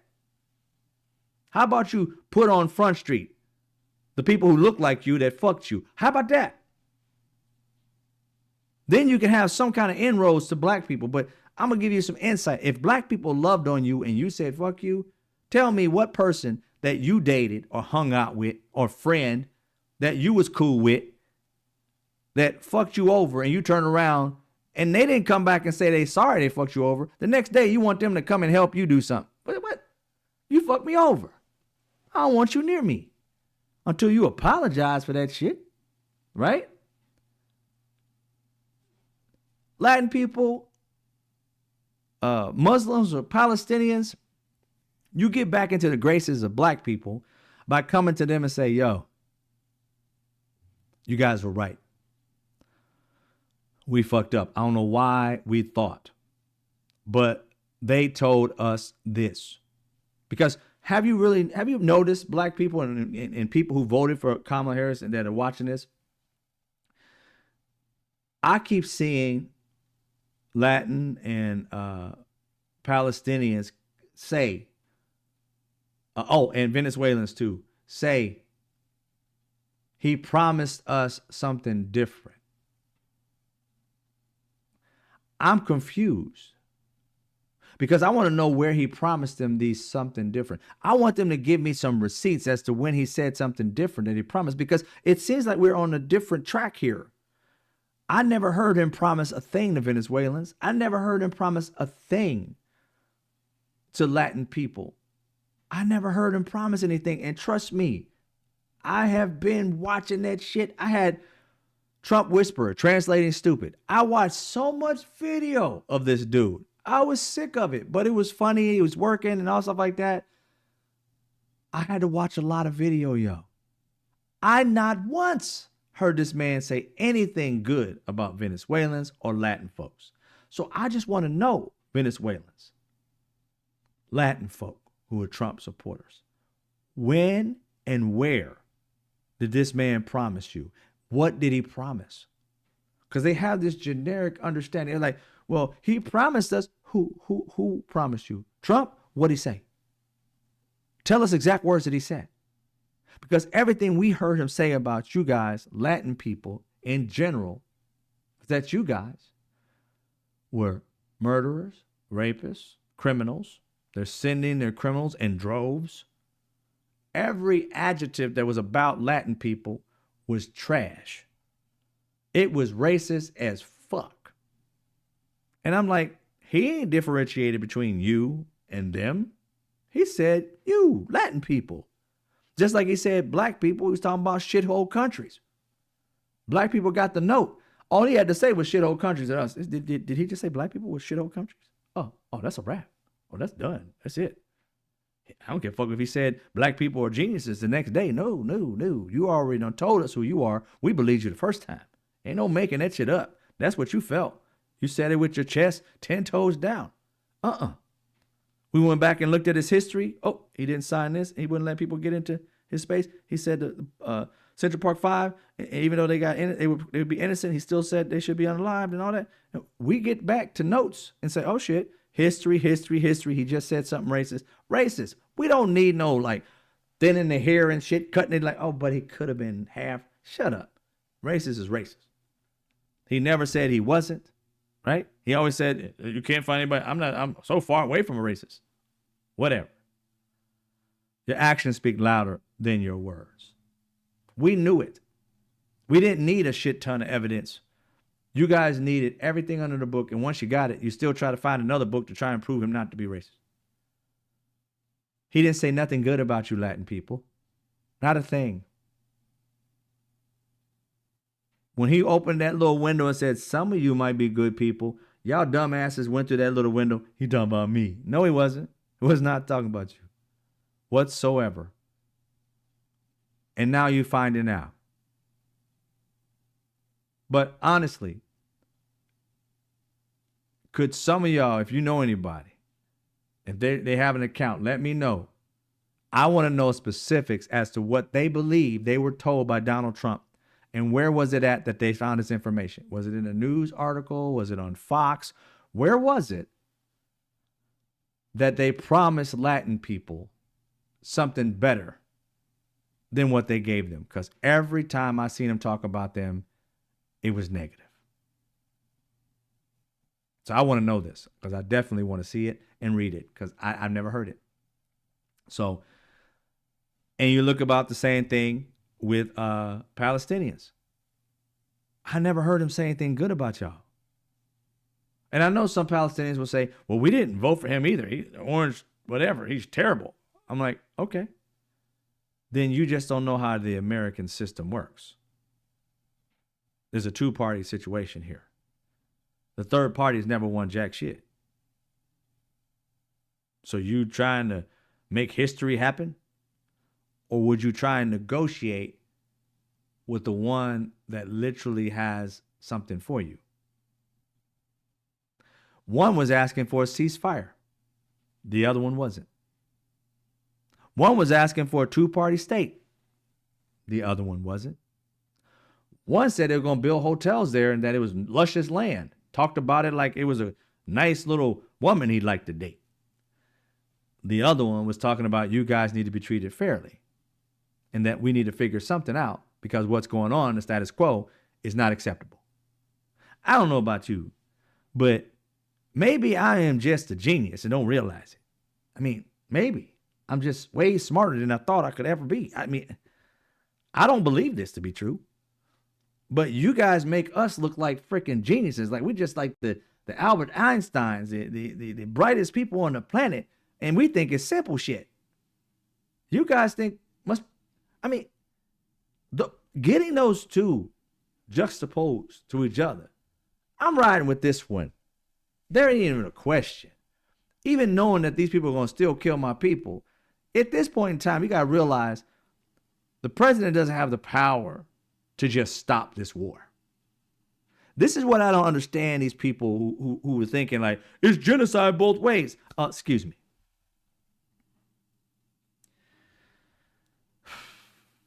It's like you never lived in this country in your entire life.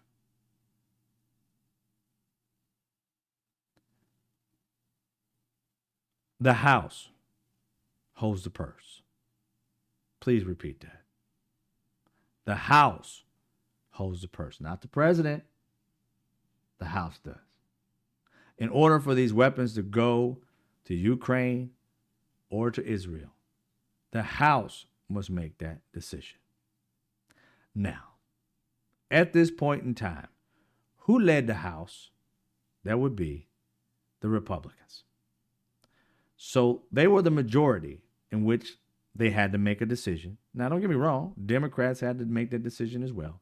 But once they made it, the president can't hold back and say, I don't believe in this war, I'm not going to do it. Not the fact that he didn't believe in the war. He literally said that he was a Zionist, and he literally said that he's got to let them do what they're going to do. So I don't like that at all.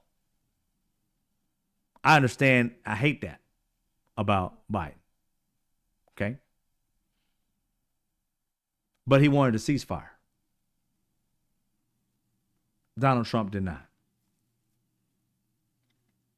He was reasonable to some degree. Donald Trump, fuck not.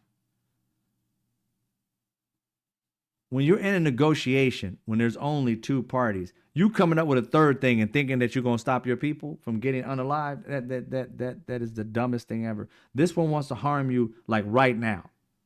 You have nothing to save if this one's going to tear you apart within months. What can you save? They're already making plans to make it the Riviera of the Middle East. Joe Biden was not promising that. This is why I say you guys, you can't negotiate Jack. It sounds like in a way that I'm impersonable. I don't have feelings toward this thing. Here's the thing, again, people, about negotiating. You can't attach your feelings to it because your feelings will have you fuck up. Frederick Douglass, Abraham Lincoln. I know Frederick Douglass didn't like the fact that black women and black men that he knew of that were still on plantations were getting raped on the daily. They were having to give birth and then go back to a breeding house in which some man that they thought was a buck, before she even healed, was raping her and trying to put another baby in her because that's all she was good for, is having babies. I know he didn't like that. I know he wanted that to end like today. But his negotiation at the very beginning, when they said you'll be free, but you'll go to Liberia, he would have been able to stop that.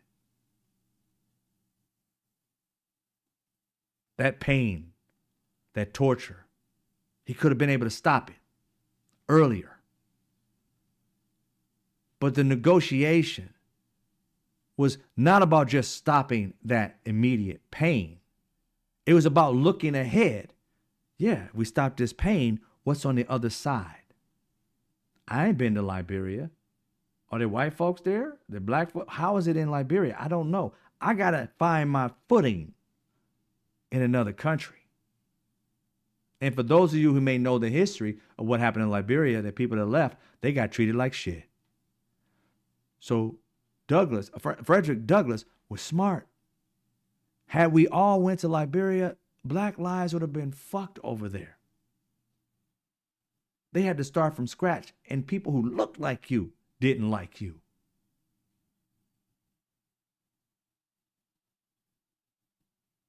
So he was right.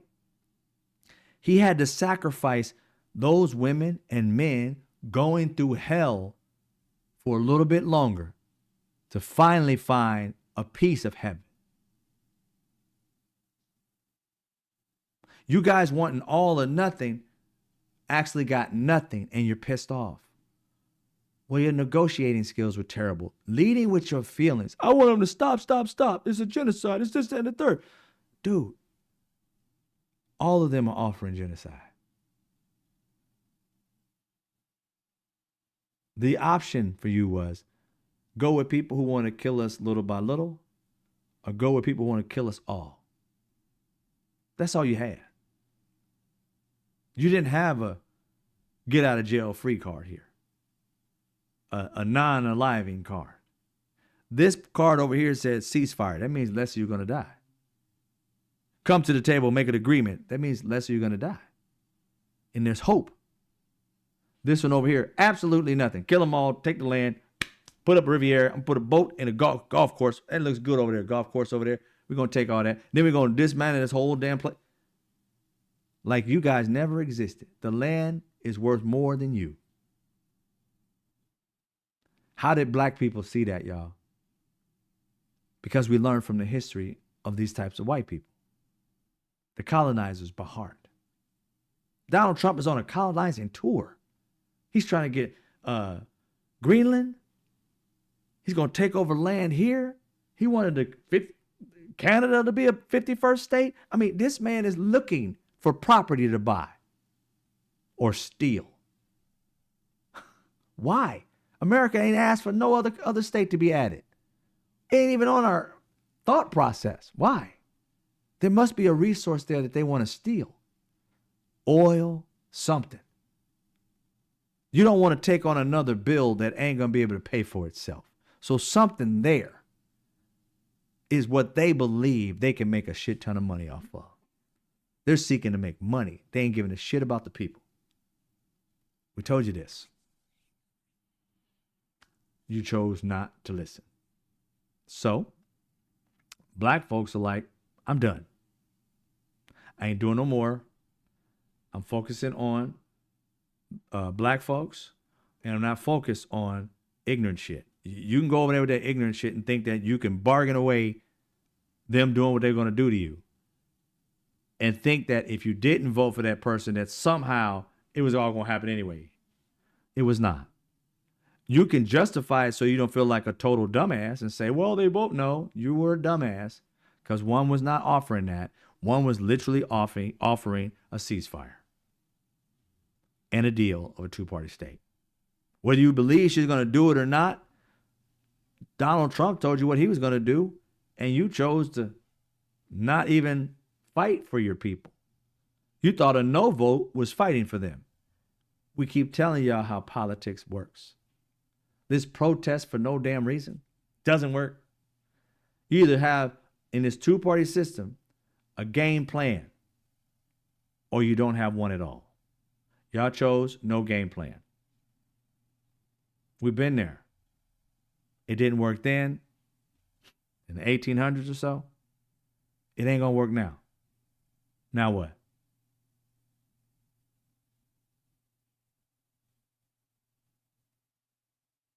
That's the problem. Now what? As the minerals, okay, let me go to you guys. I've been here talking for a minute. They're also targeted by WhatsApp. What's up, Athena Art? Thank you guys for being here. Saying that I can't wrap my head around and people think the president has power. Thank you, Vera. And she says, Vera, and they don't read between the lines of what he was talking about to persuade them to vote for him. Like I said, I don't know what was promised to them. I really don't. Because I didn't see it. So I would love for them, when they're telling their little story, that they don't be in like this generic world. Could you please, or in general, could you please give us a specific thing that he promised you, so that we can understand you voting against your own interests? Because I never seen him promise you jack. Miss Jackson is nasty. What's up, Rude Interplanet Janet? A player can't play a player. I hear you, Miss HP. Mrs. HP. Right, Mrs. HP? We only need to hear that once. We don't need you to say it 3 times.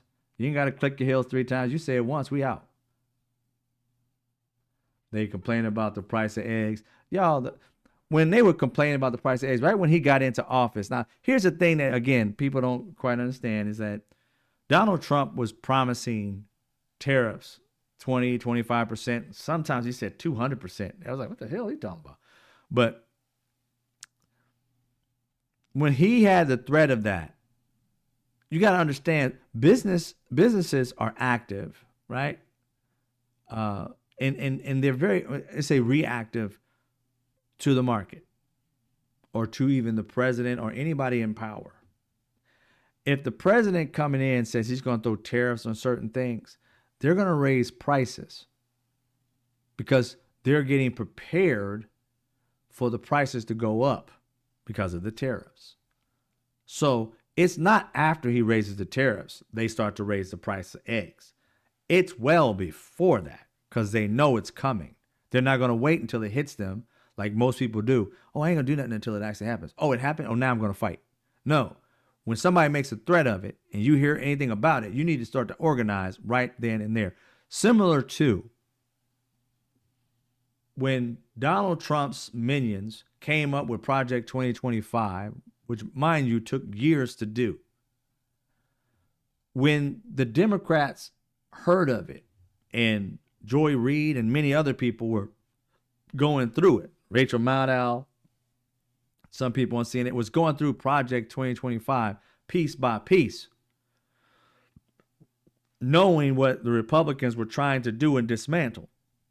Instead of just talking about it, the Dems should have been writing their own book on how to defeat any one of these things.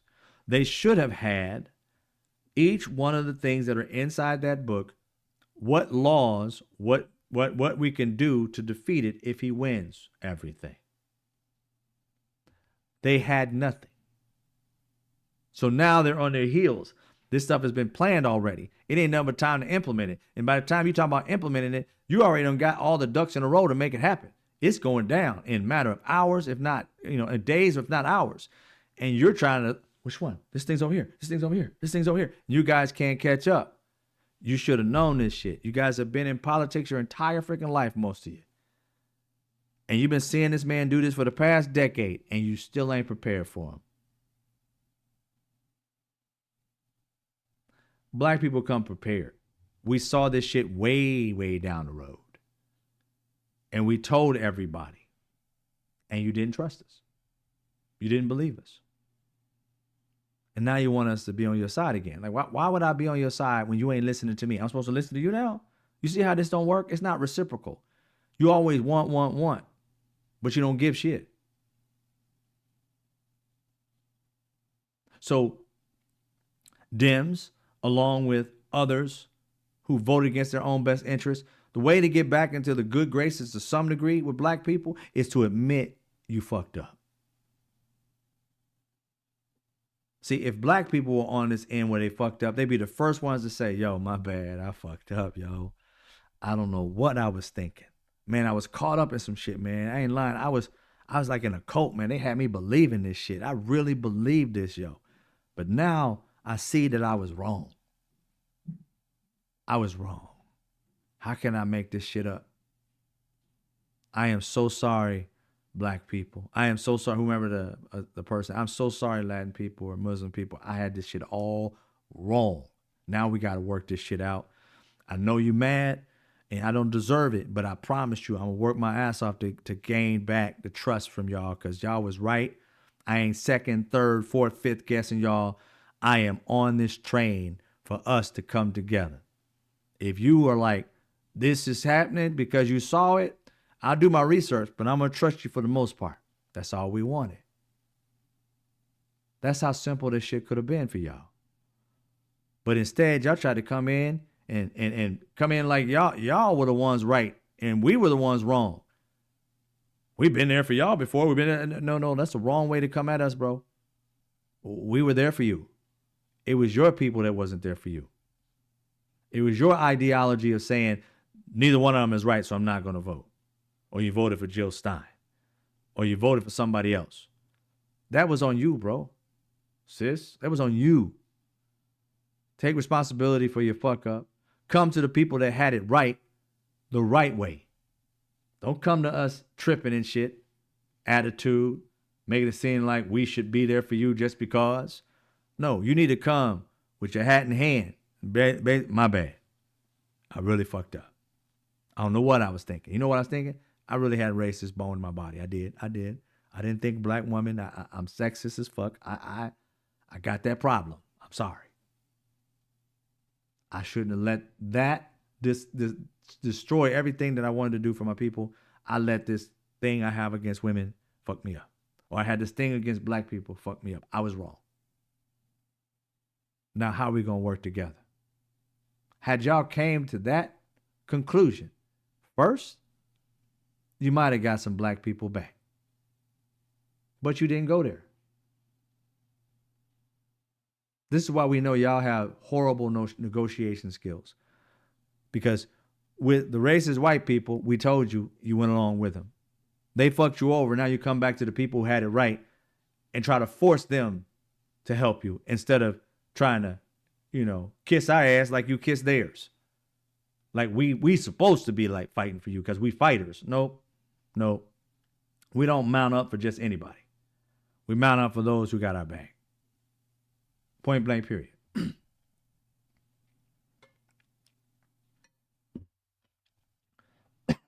So, thank you for your humor.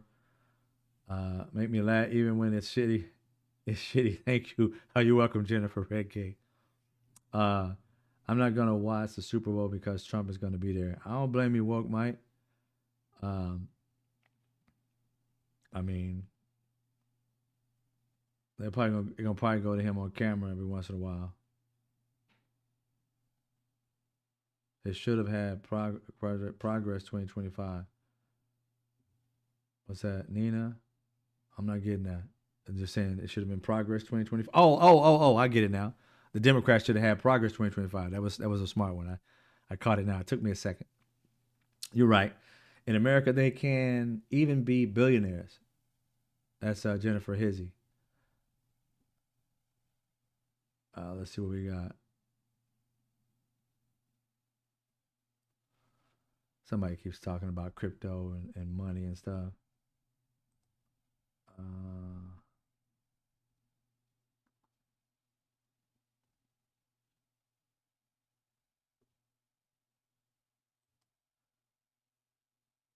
Yeah, I'll get rid of that. We need it. What's up, Earl Ingram? Family preach. We need it. Was it Dead Bent 99? You said he's been talking about 25% tariffs since the 80s. Oh, okay.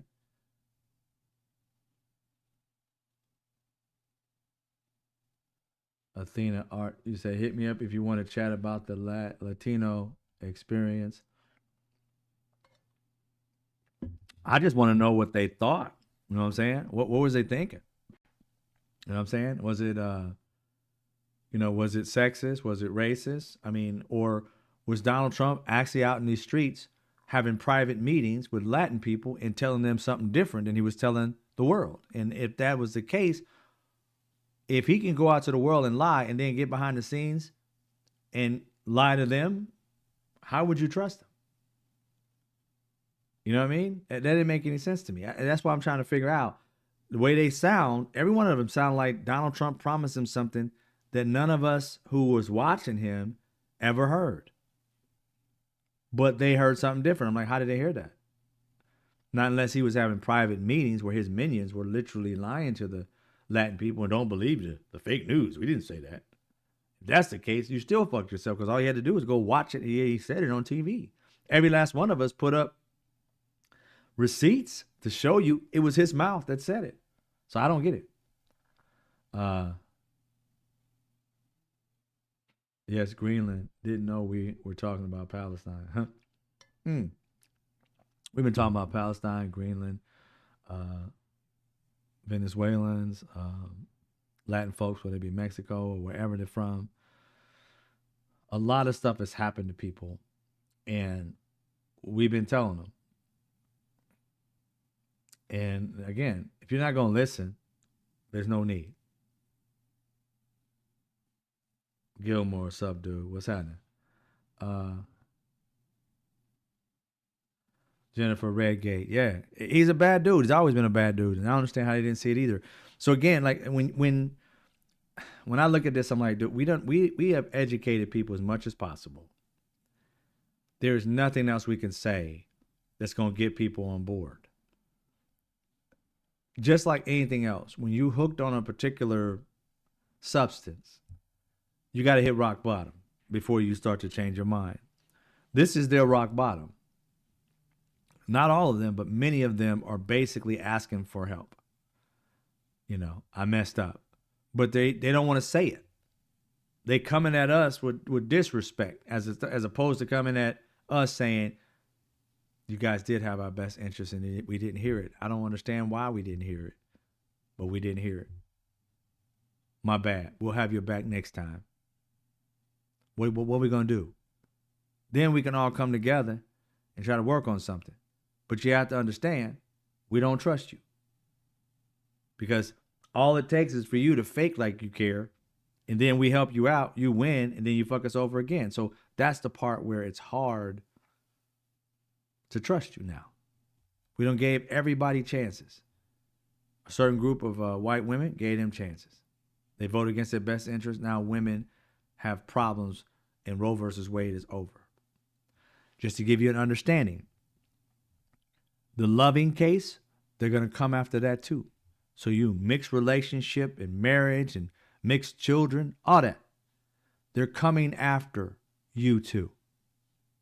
They're going to make it illegal for interracial marriages. And as soon as they do that, people who are mixed, you're illegal children. I just told you, just so you know, they said it last year.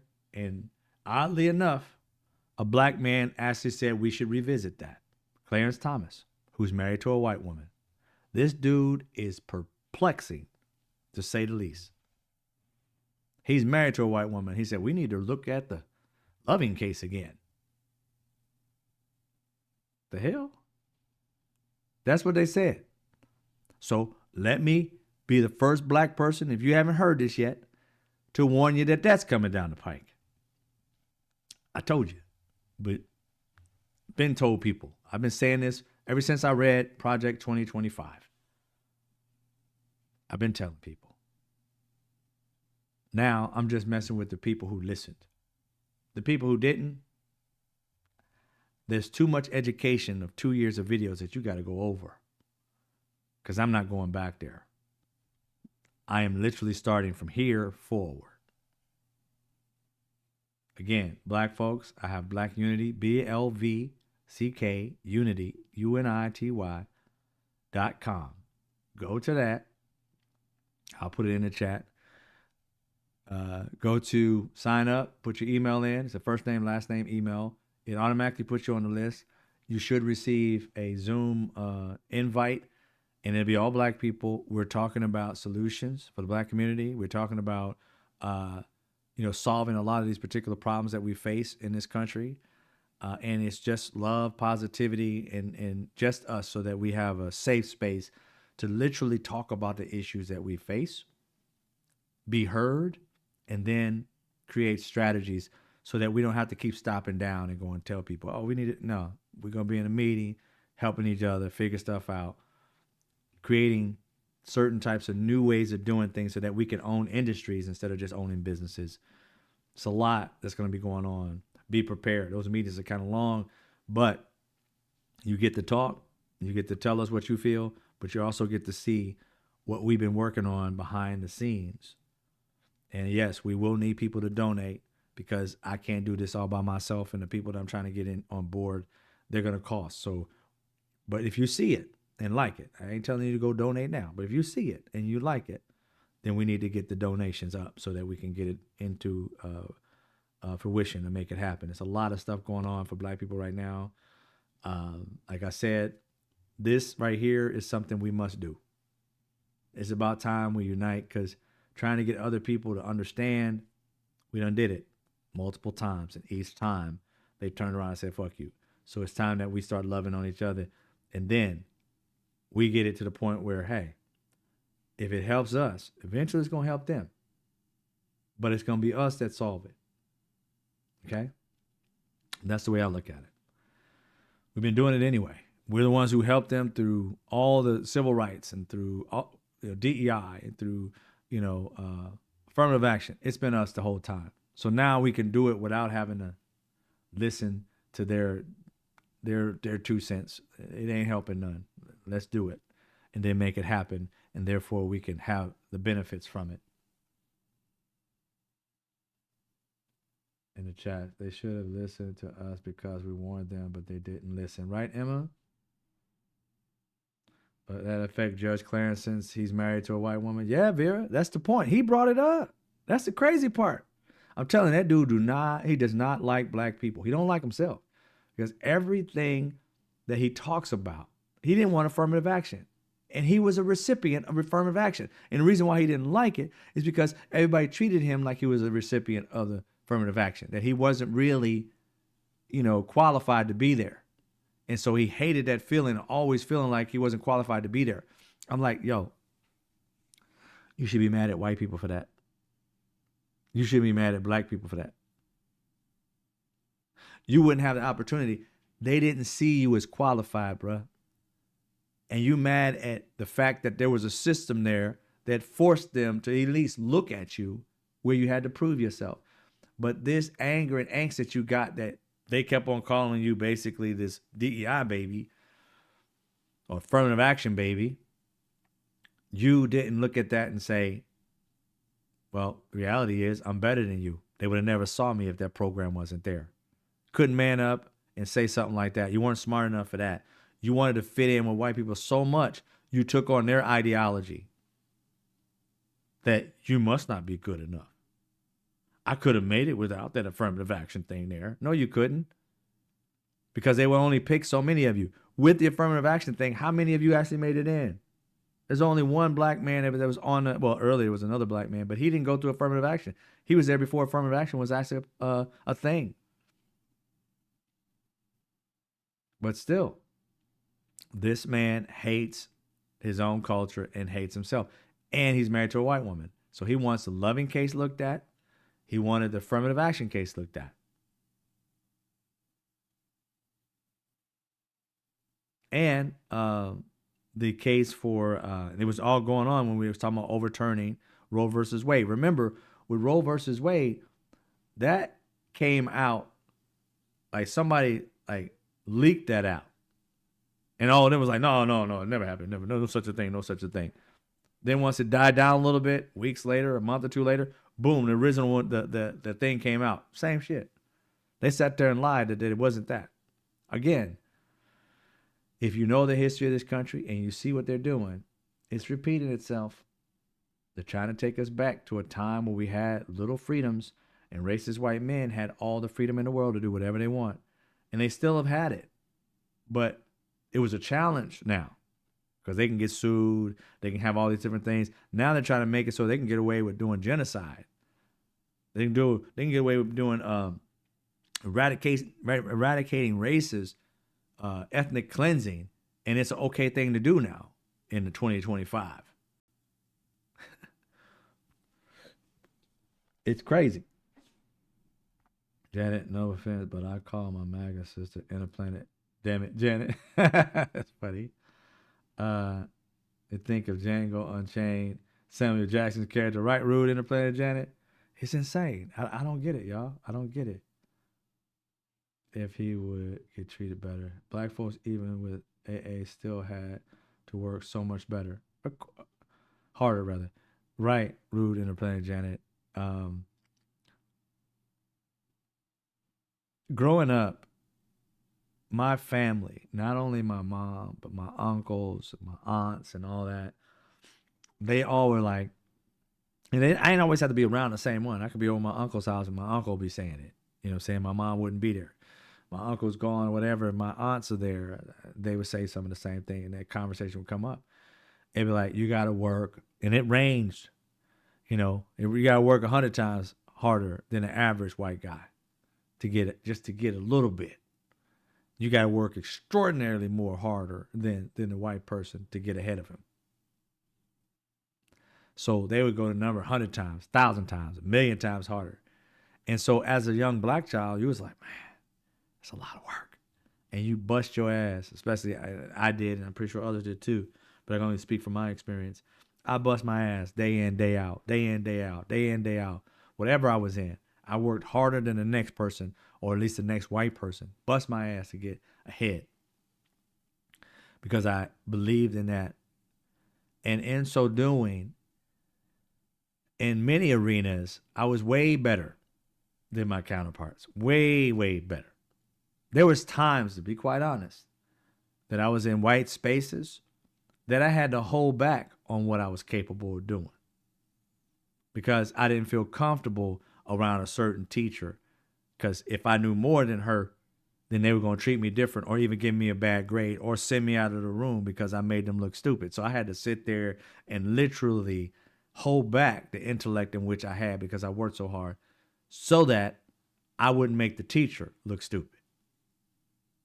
Not the fact that she weren't smarter than me. It's just that what she was teaching was so far behind me.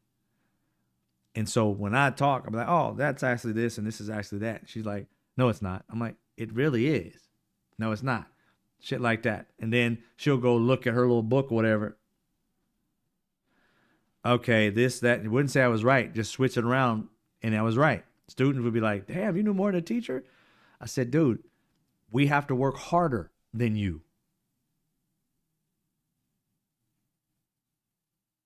It's just point blank period. You know what I'm saying? I don't know if your parents, I know Asian parents tell their kids that, but I don't know what white kids were telling their students. I knew that what white kids I grew up with, their parents are like, oh, get ready for soccer. Get ready for this. You can do your homework later. Not in my household, bro. If you don't do your homework, you can't even eat. If your homework ain't done, you can't eat, bro. So we were in on it. We had to do our homework. And if your homework wasn't done at all, you was on the bed starving. You may grab a little snack before you, but all the plates have been cleaned.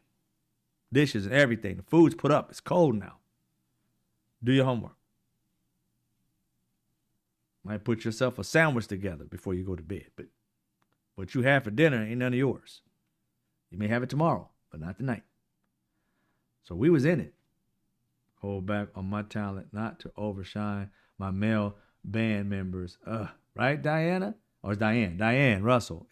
I'm telling you, we have always had to make, and in your case, it might not be racist, but either men, white men, or sexist men, or in black women's place, all men. You know what I'm saying? And you know, racist white men, make them feel like they're more superior than they actually think that they could actually be. Because if not, there was problems. You know what I'm saying? Oh, yeah, you're right. You're smart. Whatever. Had to tell them. And gaslighting them like that, they started to really believe their shit didn't stink. I'm like, nah, bro. You're not as smart as you think you are. But I have to make it seem like that if I want to either get promoted or get the job. And many of them know it. It's just like I saw a video of Wisdom K, I think it was, who said he was jealous of good-looking people. He's a handsome man himself, but he's talking about like gorgeous people because he's like, he's in the fashion industry. And he's like, because really beautiful people just get shit just because they're beautiful. They don't have to be smart. They don't have to know it. It's just, they're beautiful. If they are smart, it's like they don't go here. They go here because they're beautiful. And he's like, that's just unfair, whatever, but he's jealous about it. In this situation, there are many white men, racist white men specifically, that are here, but their intellect is down here. But because they're white, it pushes them up here. And that's why you get them talking about merit. Oh, you got to do with merit. No, merit just means white. Because if you look at the people that Donald Trump is putting in, they're not capable of doing anything in the government. They have no grasp of how the government works. None whatsoever. A weekend TV show host, being the head of the military. And they're still hollering merit. A woman who unalived her dog in the most egregious way. You're trying to put her in power. She literally unalived a dog because it went hunting on someone's chickens. When hours earlier, she took it hunting and it wouldn't chase anything. You know she probably beat the crap out that dog. You should be chasing. You should be chasing. And then when she brought him over to a friend's house, he jumps out the window and starts chasing. You know this dog had to be like, I did it. Happy as hell that he done served his master well. Probably came over to her, did it. And she took him out in an open space area, broke out her weapon, and unalived him and buried him right there. Because he finally went hunting, but not when she wanted him to. And this trick wrote it in a book that she did this. And this woman with horrible decision making, horrible, is going to be leading something for American citizens. Are you out your mind? What kind of merit is that? Insane. Oh, you're welcome, Diane. Hey, Alex, how you doing? My mother was the same way. Go outside without doing our homework first, right, Vera?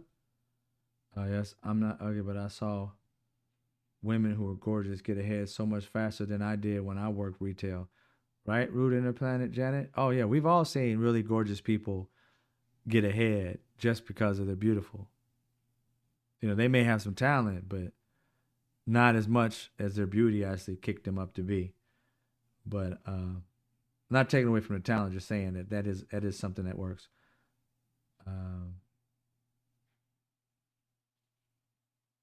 Orange, what is this? Emma Crawford. Orange Rump is unfit to be president, but he is.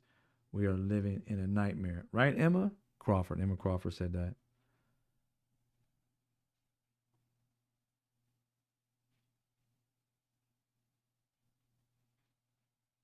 Huh.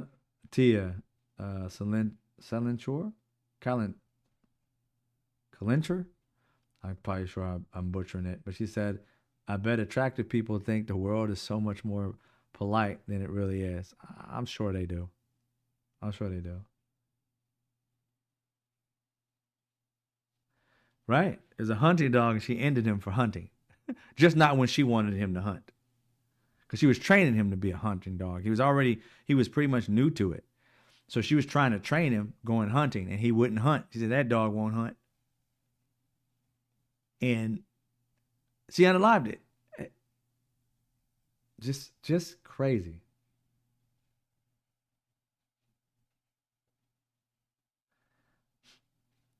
Oh, Diane, I don't know what Mike is talking about. I don't know what you're talking about. That I don't understand anything you're going through. I wouldn't say that. I don't know exactly what you're going through though. What you said, I understand. I agree with it. That women have been, I was raised by women. My father wasn't there, so my sister worked her butt off and rarely got anything. She had to literally act like my sister was brilliant, but she had to act like she wasn't in the era that she grew up in because if she did, she was one up in a man or she was whatever. So I don't have to be a woman to understand because I've listened to my mom and my sister talk about it my entire life. They're saying it out loud, manifest destiny, right? Just saying.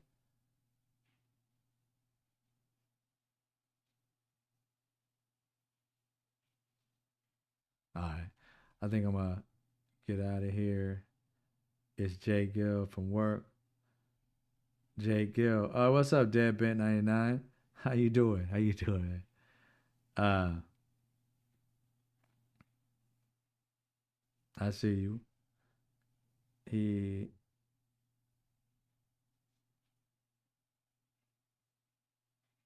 Yeah, so I think you said earlier, Vera, about the Green Party. Yep. But yeah, it is. He was a great salesperson. Oh yeah, I've been in situations.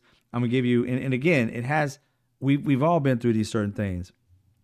I'm gonna give you a situation where I was a salesperson. At one time, I was selling cars, And the reason why, I was selling cars, not like I got to explain that, is that I always was against that because I couldn't stand how car salesmen would just walk up to you all the time and be bugging the hell out of you and, wouldn't let you go. You'd be like, I'm just checking the car out. And they just be standing over your shoulder. I'm like, man, can you move? I feel dirty with you around. So a friend of mine, he said, yo, man, this job's over here. They paying like this crazy amount of money. I'm like, oh, okay, what is it? He's like, oh, this. So I started working there kind of like part time and went through the training and stuff like that. And they was telling us what to do. Man, if I like something, I can sell it. So I'm at this dealership, and I noticed when they was watching us for a minute, but I noticed that that I didn't like being hounded. So when people came in, I would pretty much do what I want a dealership to do. They had all these tactics they want us to do. And so I would come around them. I said, look, I would totally be like, and this is how I did myself. I was like, look, the way, because I can tell if even as a brother or even a white person, I said, this is how we train. I'm supposed to stay here until you decide. I said, just do this. If you want this car or something like that, just come back to me. I ain't gonna hound you. I'm gonna say right here, this car is this is how much the price is. I know that there's better deals. Let me know what you want, what kind of deal you want, and I'll be back. You know what I'm saying? And just walking away more than half the time, they be like, you're different. Come here for a minute. And then we'd be sitting there chatting and talking, everything like that. And so when I came in, everything they were telling us to do, I was like, that ain't how I sell. I don't pressure tactic people. If they don't want it, they don't want it. I ain't trying to force them into a vehicle they're going to hate to have.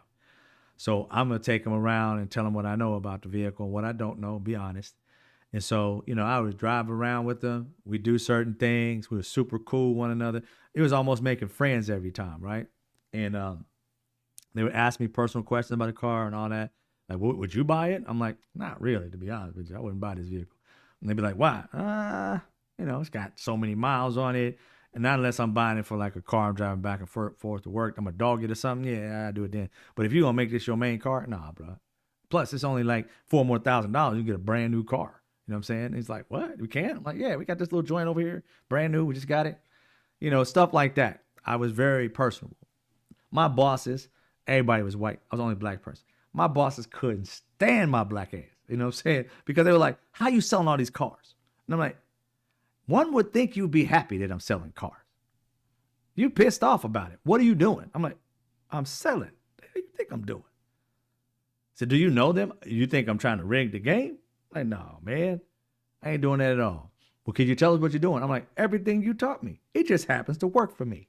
I ain't giving you my game plan, fool. What do you think I'm going to do? Have you teach these white kids that? Because we was all in competition. These white kids was like, whoever sold the most cars is the one who got the benefits and shit. He wanted me to give him the game plan so he can hand it to his young white dudes. Like, same shit y'all do.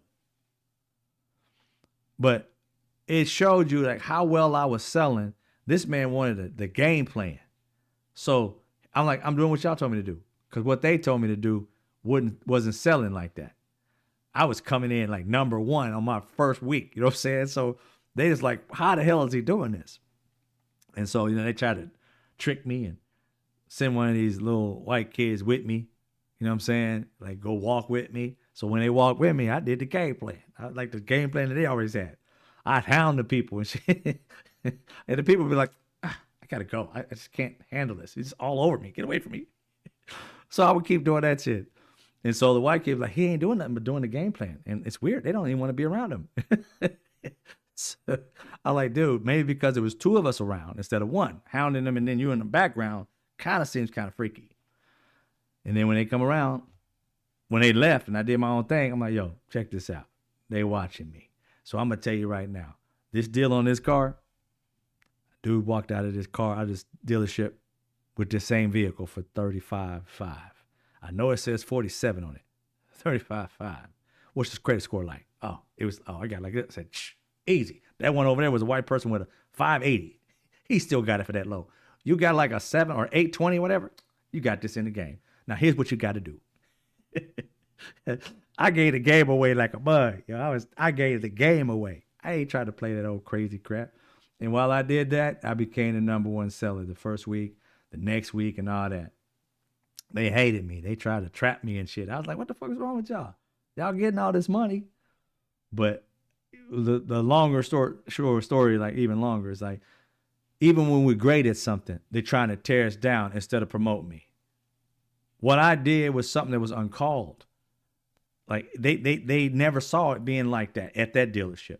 They were like, how are you doing this? I'm here a week, bro. Should be how am I doing this?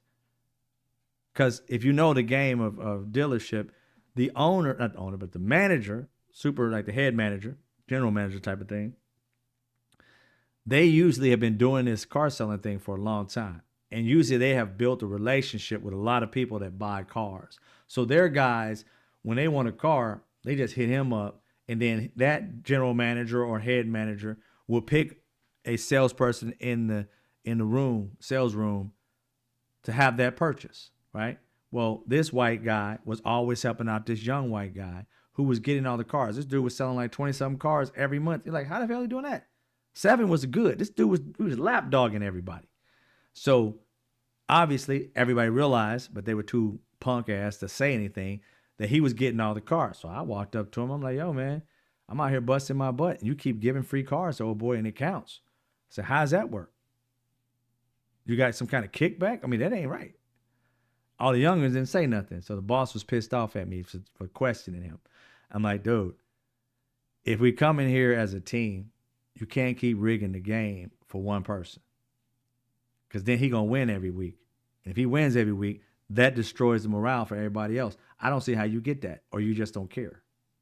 So that type of stuff will go down a lot. And so being the fighter that I am, I always fought for everybody's rights, including my own was in it. And so I had a lot of these racist men just be so mad, so angry, want to fire me for challenging them in their dishonesty, their lack of intellect, how to run a business, how to be a boss that people actually respect, all that. They just hated the fact that oftentimes I knew more than them about how to do that. But they didn't care about that. All they cared about was promoting their own. So that's when I saw a lot of this stuff in that industry that I was like, yo, I gotta leave this industry. This is just crazy. I can't be here, bro. I'm not gonna kill myself so that you can give everything over to this white dude. And other white dudes, he would try and help them out because they would sell like 2 cars. This mother would call his friends up and they come and buy a car, right? Buy that car. Once that dude got his money, the dude who bought the car would bring it back. He kept his money after a certain amount of time. If it came back the next day, he didn't. But after it was given to him and sold, if it came back within 6 months or 5 months, whatever months it was, you get to keep the money. He was doing that for his partners. I was like, I can't be with this. But see, black people don't get that. We don't get that. And we don't get anybody looking out for our best interest. We got to fight for it. And then we get like, say that we complain all the time when we notice the shit. And it's like, bro, I'm like the number one seller here. How can you sit here and act like I'm making shit up? My numbers don't lie. So those types of things. And that was just one job. Almost every job I had has had something like that happen. If it wasn't to me, it was to somebody I knew and cared about, and I stood up for. That's again, with being, I don't know if it's just packaged just because of me, but I think it's packaged in my blackness and seeing all the different things that have happened to black people in my life, that I fight for everybody. Because I don't want anybody to feel that injustice. And this last time, it broke me on that. I'm just fighting for black people because nobody else is fighting for us. And I believe if I fight for black people and totally focus on that, what we benefit will benefit all. But we first have to benefit us so that we can take it to that next level and get rid of the stigma, the stereotype of black people being lazy, black people not being that smart, black people not being this and that. That stereotype is what got Palestinians to vote against their own best interests, got Latin people, again, those who voted against their best interests, got those certain white people who voted against their best interests because they don't believe in the brilliance of black people. They believe in the stereotype of black people, that we're not smart, that we don't know what we're talking about, and somehow we're inferior.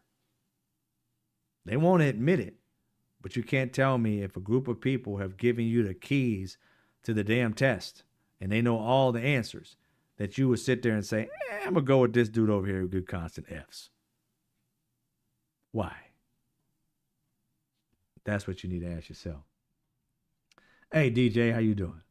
We fight for us first. Definitely. We need Black Wall Street. Earl Ingram. There's going to be, what I'm building is akin to Black unity, but through technology. I don't know if this app will allow me to put links in here. So when I put .com, of course, you know it's a period .com, right? So that's it right there. blackunity.com. Go there. Far right will be the what is it called? Sign up. Put your email in, and then you sign up. And we're having a meeting this Saturday at 12 p.m. Pacific Standard Time. So come and learn about what we're trying to do for the Black community, and talk about issues. And you're gonna bring your own issues as far as to the table, because again, one of the things that Black people often do, even to ourselves, is that we think we understand that we're not a monolith, but we think we all have the same problem. And we do have the same problem as far as racism goes in many ways. Many of us have witnessed it more than others. Some of us only may have witnessed it personally, maybe a few times in their life. We all, depends on where you live at and where, so it ranges. And so we got to understand that we're going to have different perspectives on things, but to be able to come up with telling us what's going on in your community, what you see that's wrong as far as being Black in this country, and whatever you feel, it's all about you in the situation. Come and be heard. Tell everybody what's going down. I myself listen and take notes of everything people say. I record it, not the video and audio, but I record. I got software that records all the notes. So I take everything everybody said and all stuff like that. I look at it and I see where the problems are. And one thing that I'm good at, my gift, is to be able to create solutions. And so I add those solutions to the things that we're building to create the opportunities for Black people that we've been always waiting for. We need a strategy. We need a plan. We just don't need to be talking about it. We need to actually figure out what we're going to do so that when we actually enact whatever plan we got, it's structured and we're all on the same plane. So if you're in Chicago, you're in Detroit, you're in Mississippi, you're in Africa, well, in Africa too, I guess, eventually. But if you're in, Tennessee, Mississippi, New York, California, you're all on the same plane because we're all united to some degree on the topic. Whether it be voting for people that are national, for the president or whatever it may be, or boycotting something or doing whatever, we shut it down by actually being together and realize that when we come and meet, we discuss strategies. Did it work? Did it not work? We need to be focused on things. We need to have data on things. Instead of just guessing it or going to somebody else's source, we need to have that data. So that's kind of like what we're talking about, like really strategizing and not just going with feelings, but actually dealing with feelings, but finding solutions and strategies to overcome it. Had to go through this. I wish I wasn't like this. Oh, no worries, Jennifer. It happens. We deal with it. The things that we go through, we get it.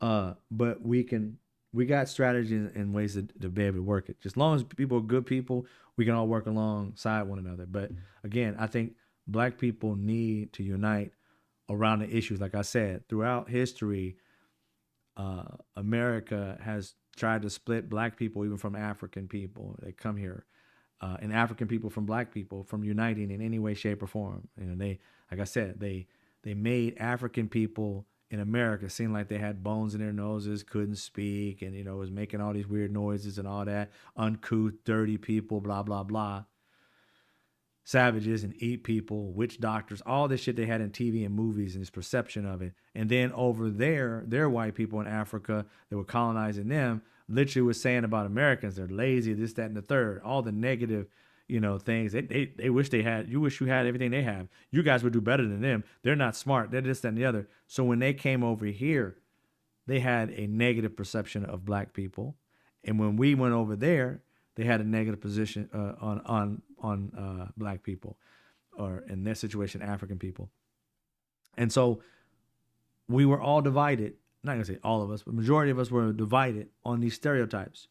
It wasn't until, probably the last 20 years or so that we've been really kind of like united around the fact that whether you want to be called black, black American, and African American, all this superficial stuff, it's just that we've come around. Most of us just say, hey, we're just black. And therefore, once we figure that out, keep moving. And again, one of the things I realized, black folks, with the division amongst us is that oftentimes we focus on silly shit. Like, I'm serious. I mean, I ain't trying to disrespect nobody, but we focus on silly shit. You're black first. You're not a Christian first. You're not a teacher first. You're not a doctor first. You're not, Catholic. You're not any. You're not a pilot. You're not none of that shit. The moment you wake up and you look in that mirror, you are a black person first. No matter what shade you are a black person first. In this country and around the world, they don't see how intellectual you are or lack thereof. They see your blackness. Now, when you as a black person have these tripped out experiences on, I'm not black, I'm African American. Well, I'm not African American, I'm this. Or I'm not this, I don't look black, brother. You brown skin. All that division amongst us. And nobody with these terms in our community is trying to say one person's better or worse than the other. We're getting tripped over labels instead of focusing on whatever you want to be called, bro. Let's put that to the side. It don't matter. Because I'm not offended with black and you happen to be. You want to be called African American? I shall call you that. Now, get that shit off the table. Because that don't make any sense for us to be having an argument over. Too much energy on stupid shit. Let's just go with human. Then we can just get to the next topic at hand. How are we going to stop these people from unaliving us? Because you tripping over stupid shit and I'm talking about real shit. You are not those other things first. You are black first. And if you don't deal with the black or African American, the color of your skin first, then you divided the energy that needs to be had to take you from zero to hero. You want to stay at zero on that and quibble over the label in which you like to be called. Do you understand how that destroys unity? And it's on purpose. They introduced Christianity in the situation the way it was to a lot of us as some kind of unifier. It really wasn't. It was distraction. It's like, let's focus on religion and not that you're black. Let's focus on this and not that you're black. But we're going to treat you the way we treat you, not because you are a Christian. That can't be seen. I don't care how many crosses you wear. It can't be seen. What's seen first is your blackness. So we need to focus around that. And what problems in this country revolve around you being black. Those are the things we need to deal with. All your secondary stuff, which can be respected. Not saying one's better than the other. But the black part, that's what we need to deal with. And that's what I do with Black Unity. Because no matter where you come from, you can be wanting to call whatever you want. But let's just go with black for right now. And deal with that unification. And all the label stuff, just know, if you got an issue with being black, the people who are saying black, they're loving on you. They're not trying to disrespect you. They're saying we need to unify. And we need to be unified, no matter what those labels are. Because the issues at hand are more important than the label. See what I'm saying? So that's what I kind of deal with. Tomfoolery, very smart. Politics, very smart. What do you use to make judgments about you? What do people use to make Judgments about you. That's what you are first. Yeah. Because people are going to define you by what they see. That's why I tell people, and not just me, but other people told me to in life. When I was younger, I listened to my elders. If you are African and you literally just came from Africa and you became a citizen here and you've been here, they say came here, whatever, how many years it takes to become an actual citizen. So let's say you came from Africa, born in Africa, came here, you are now a citizen of America. When the racism rears its ugly head, do you really think they're thinking about you as an African or a black person? When they pull you over, are they looking at you and saying, "Oh, you're African," or do they think, "Put your hands up, black person"? That's what I'm trying to say. You can't think that other people from the outside looking at your outside that they're going to see that you are British, that you are from Africa and not America. It doesn't matter. And so those are the issues that we face. Is like, again, with Latin people, they can't tell where you came from. Start speaking Spanish. It's a wrap. They already done arrested people just speaking Spanish who are American citizens. This dude literally stopped another guy, two Latin guys who spoke Spanish. They were like construction workers or something like that. Dude stopped their vehicle, took the keys out their car, and literally was sitting there talking to them highly disrespectfully, calling them names and everything. He ended up getting arrested. But he thought Trump had his back on this one. Insane. These people are. Music idols and POC. Prince, Aretha. Oh yeah, Ray Charles. The list goes on. Oh yeah. And that's another thing for us talking about black people. It's like taking back industries in which we should own. If we created these music genres, then we should own a part of what it is, and not just be consumers of it. We need to own pieces of it.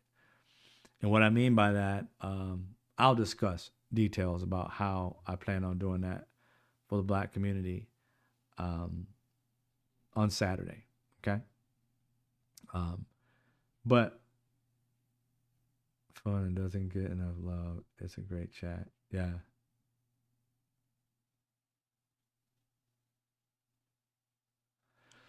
Yeah. So what do you say? That is stupid. I'm a woman first and therefore less than. We get it, straight facts. We're all humans. I see 21st century suffragettes. Is that about the? I don't know what that one is. I know suffrages was about voting. Stack Records documentary. I saw that. I saw that. Uh, oh, Prince was. I went to Paisley Park. It was really nice with one of my music group, Chocolate Music Lab on TikTok. I hope you. Oh, you're talking to somebody else in the room. All right, ladies and gentlemen, I'm gonna give y'all time back. Um, I just wanted to say, we really have to like focus, for the betterment of ourselves. And again, I know that Latin people, y'all need to get together. And again, what I'm doing is not something that only should be done by black folks. I literally think that Latin people, y'all need to get together in a safe space and start talking about the direction in which y'all really want to go as a people. Because then you actually have strategies and plans to actually accomplish goals that you guys collectively may have. But as long as you're divided amongst this race and trying to get close to white proximity, you're going to be in this situation, this turmoil. Same thing with Palestinians. Same thing with women. Um, and you got to realize that. And even white women who are in relationships with some of these racist white men, y'all need to get a support group because for some reason you aren't thinking for your own best interest. You're putting that man, his interest, and what he wants in front of you. There's got to be some therapy there because I don't understand how these men who were you birthed, would literally come out and be like, hey, it's your body, my choice. Yeah, y'all need to rethink that one. And y'all need to get together because trust me, you're more likely to listen to people who look like you than who don't. You're more likely to resonate with what they got to say than people who don't. And I understand that with black people. We can agree with everybody and anybody, and I'm pretty sure every race can. But we need to work with our PR and realize, hey, the stereotypes, even some of us believe. We need to fix that. Our PR, about 96% of us will never ever commit a crime, but yet we talk about the 4%. We're the only culture that people use our race as a criminal. No other race is their race versus their race with the name crime added to it. You don't hear white on white crime.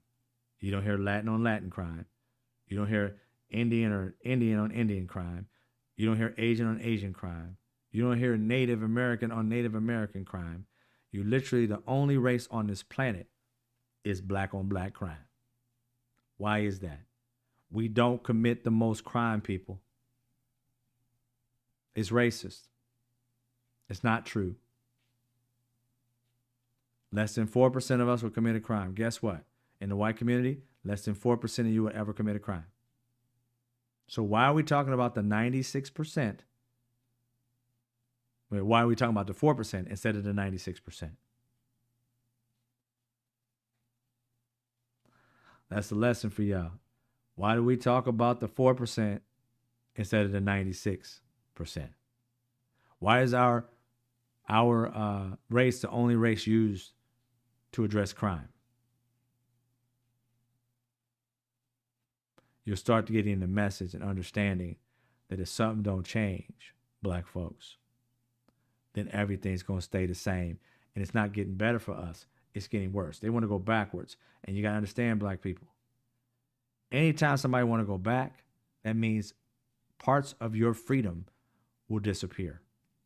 So ain't nothing in the past, even though you may like the music, and you may like, a certain era, you may like disco, we all love music from the past, but I'm not going to trade the freedoms that I have today with the freedoms I had in the 70s and 80s. We may have loved on each other a little differently. We may have been more of a community because oftentimes we had to be. But the freedoms are not the same back then than they are now. And that's what they're trying to go back to. We can't do that. So we got to unite to make sure that doesn't happen.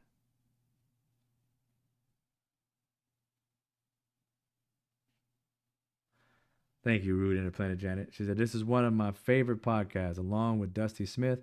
I like it when I learn new things, and I get that here. Thank you. I appreciate you. Oh, yeah, Prince and his Super Bowl. I still go back and watch it every once in a while. But I do old nostalgic stuff. All right, ladies and gentlemen. I told you about Black Unity, all the things that were going on in the media today. I'll probably be back next week talking about the same things, maybe a little bit early. I want to thank you guys for the gifts. I think Monica was, I think, the only person who gave me, a gift today. And I thank you, Monica, for that. I appreciate you. Yeah, Monica Meadows. I appreciate you for that. Because this stuff is hard. It takes a lot out of you. And you get appreciative when people actually respect what you do. And not that, people who give me compliments to haven't respected what I do, but it always looks good when people are like, oh, I'm really offering something that's of quality to people. And then, it's of value. You're very welcome, Nina. You're welcome, DJ. Earl Ingram. I got you. Appreciate you. So we'll see y'all next week on this if I don't do something earlier, but I think it's going to probably be next week. I've got TikTok, if you have that. I have a music show on Friday, 6 p.m. Pacific Standard Time. I'm Mr. Straight Facts over there too. I think it's Mr. Straight Facts 23 because somebody took my account, stole it, but it's all right. And then I also have a show on Sunday, Jazz, Blues, Smooth R&B over there. And we do old school movies. So if you like nostalgic stuff, you can come on over and chill out with us. Starts at 6 p.m. on Sundays. Pacific Standard Time. And then I also have Substack, so you can read articles. I recently wrote one called Operation Democracy, the People's Blueprint to Dismantle MAGA's Authoritarian Takeover. That one has actually 6 steps that citizens can actually do to try and stop what Donald Trump and his minions are trying to do. This is something that the Democrats should have handed us. This is something that the Democrats should be championing every time they get in front of a podium. And, I'm sure some are trying, but as a collective, they're failing. All right? So, Mr. Straight Facts and also Black Unity over there on Substack. Thank you, guys. I appreciate you. I'll see some of y'all next week, if not earlier. Take care. Much love to y'all. And this is the Straight Facts podcast. Y'all take it easy and be safe. Much love.